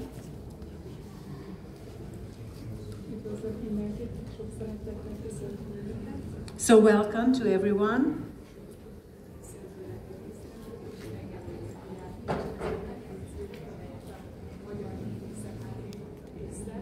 And I would like to...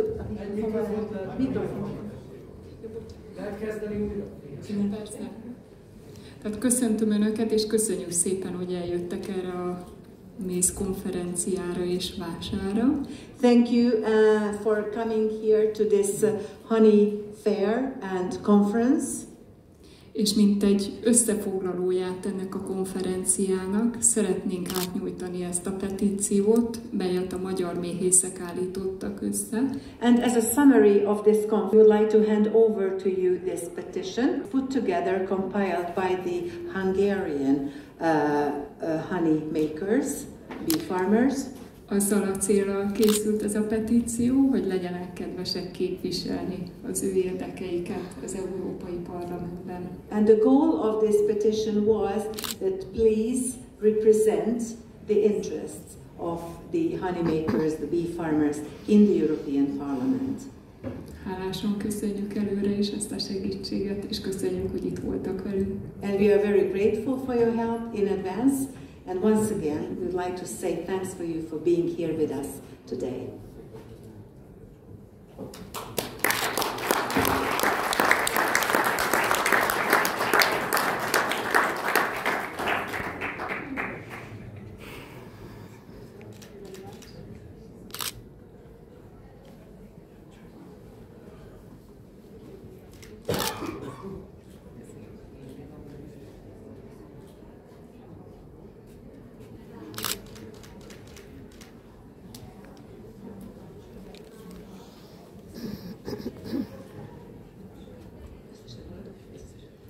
Most pedig arra kérném az előadóinkat, hogy ők is fáradjanak fel. Köszönöm szépen. And now may I kindly request all our speakers to come on the stage, everyone who had a presentation delivered.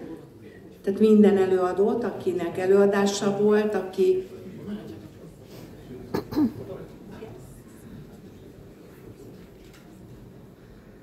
magyarokat, külföldieket egyaránt, mindenkit.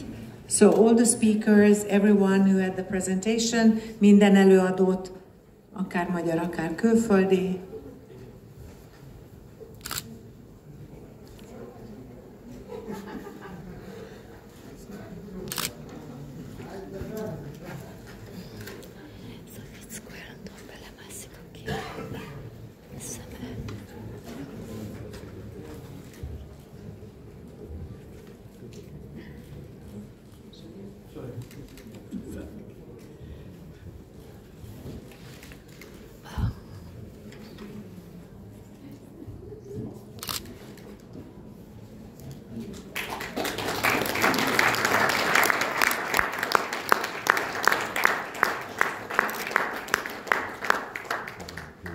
Engedjék meg, hogy az ISM frakció és a Mi Hazánk nevében megköszönjem, hogy részt vettek ezen a konferencián.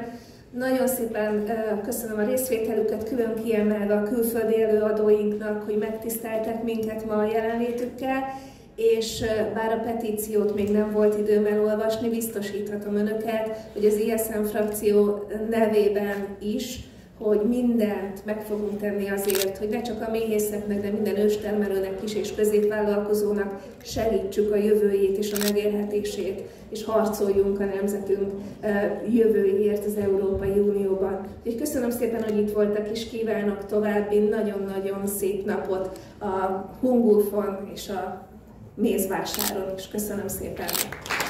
Ladies and gentlemen, thank you very much.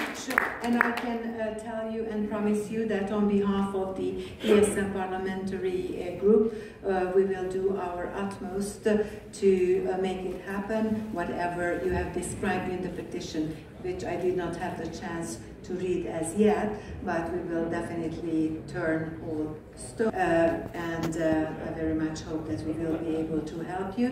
Thank you for having come, and I would like to wish you a very fruitful day also at the rest of Hungulf and also here at the fair outside.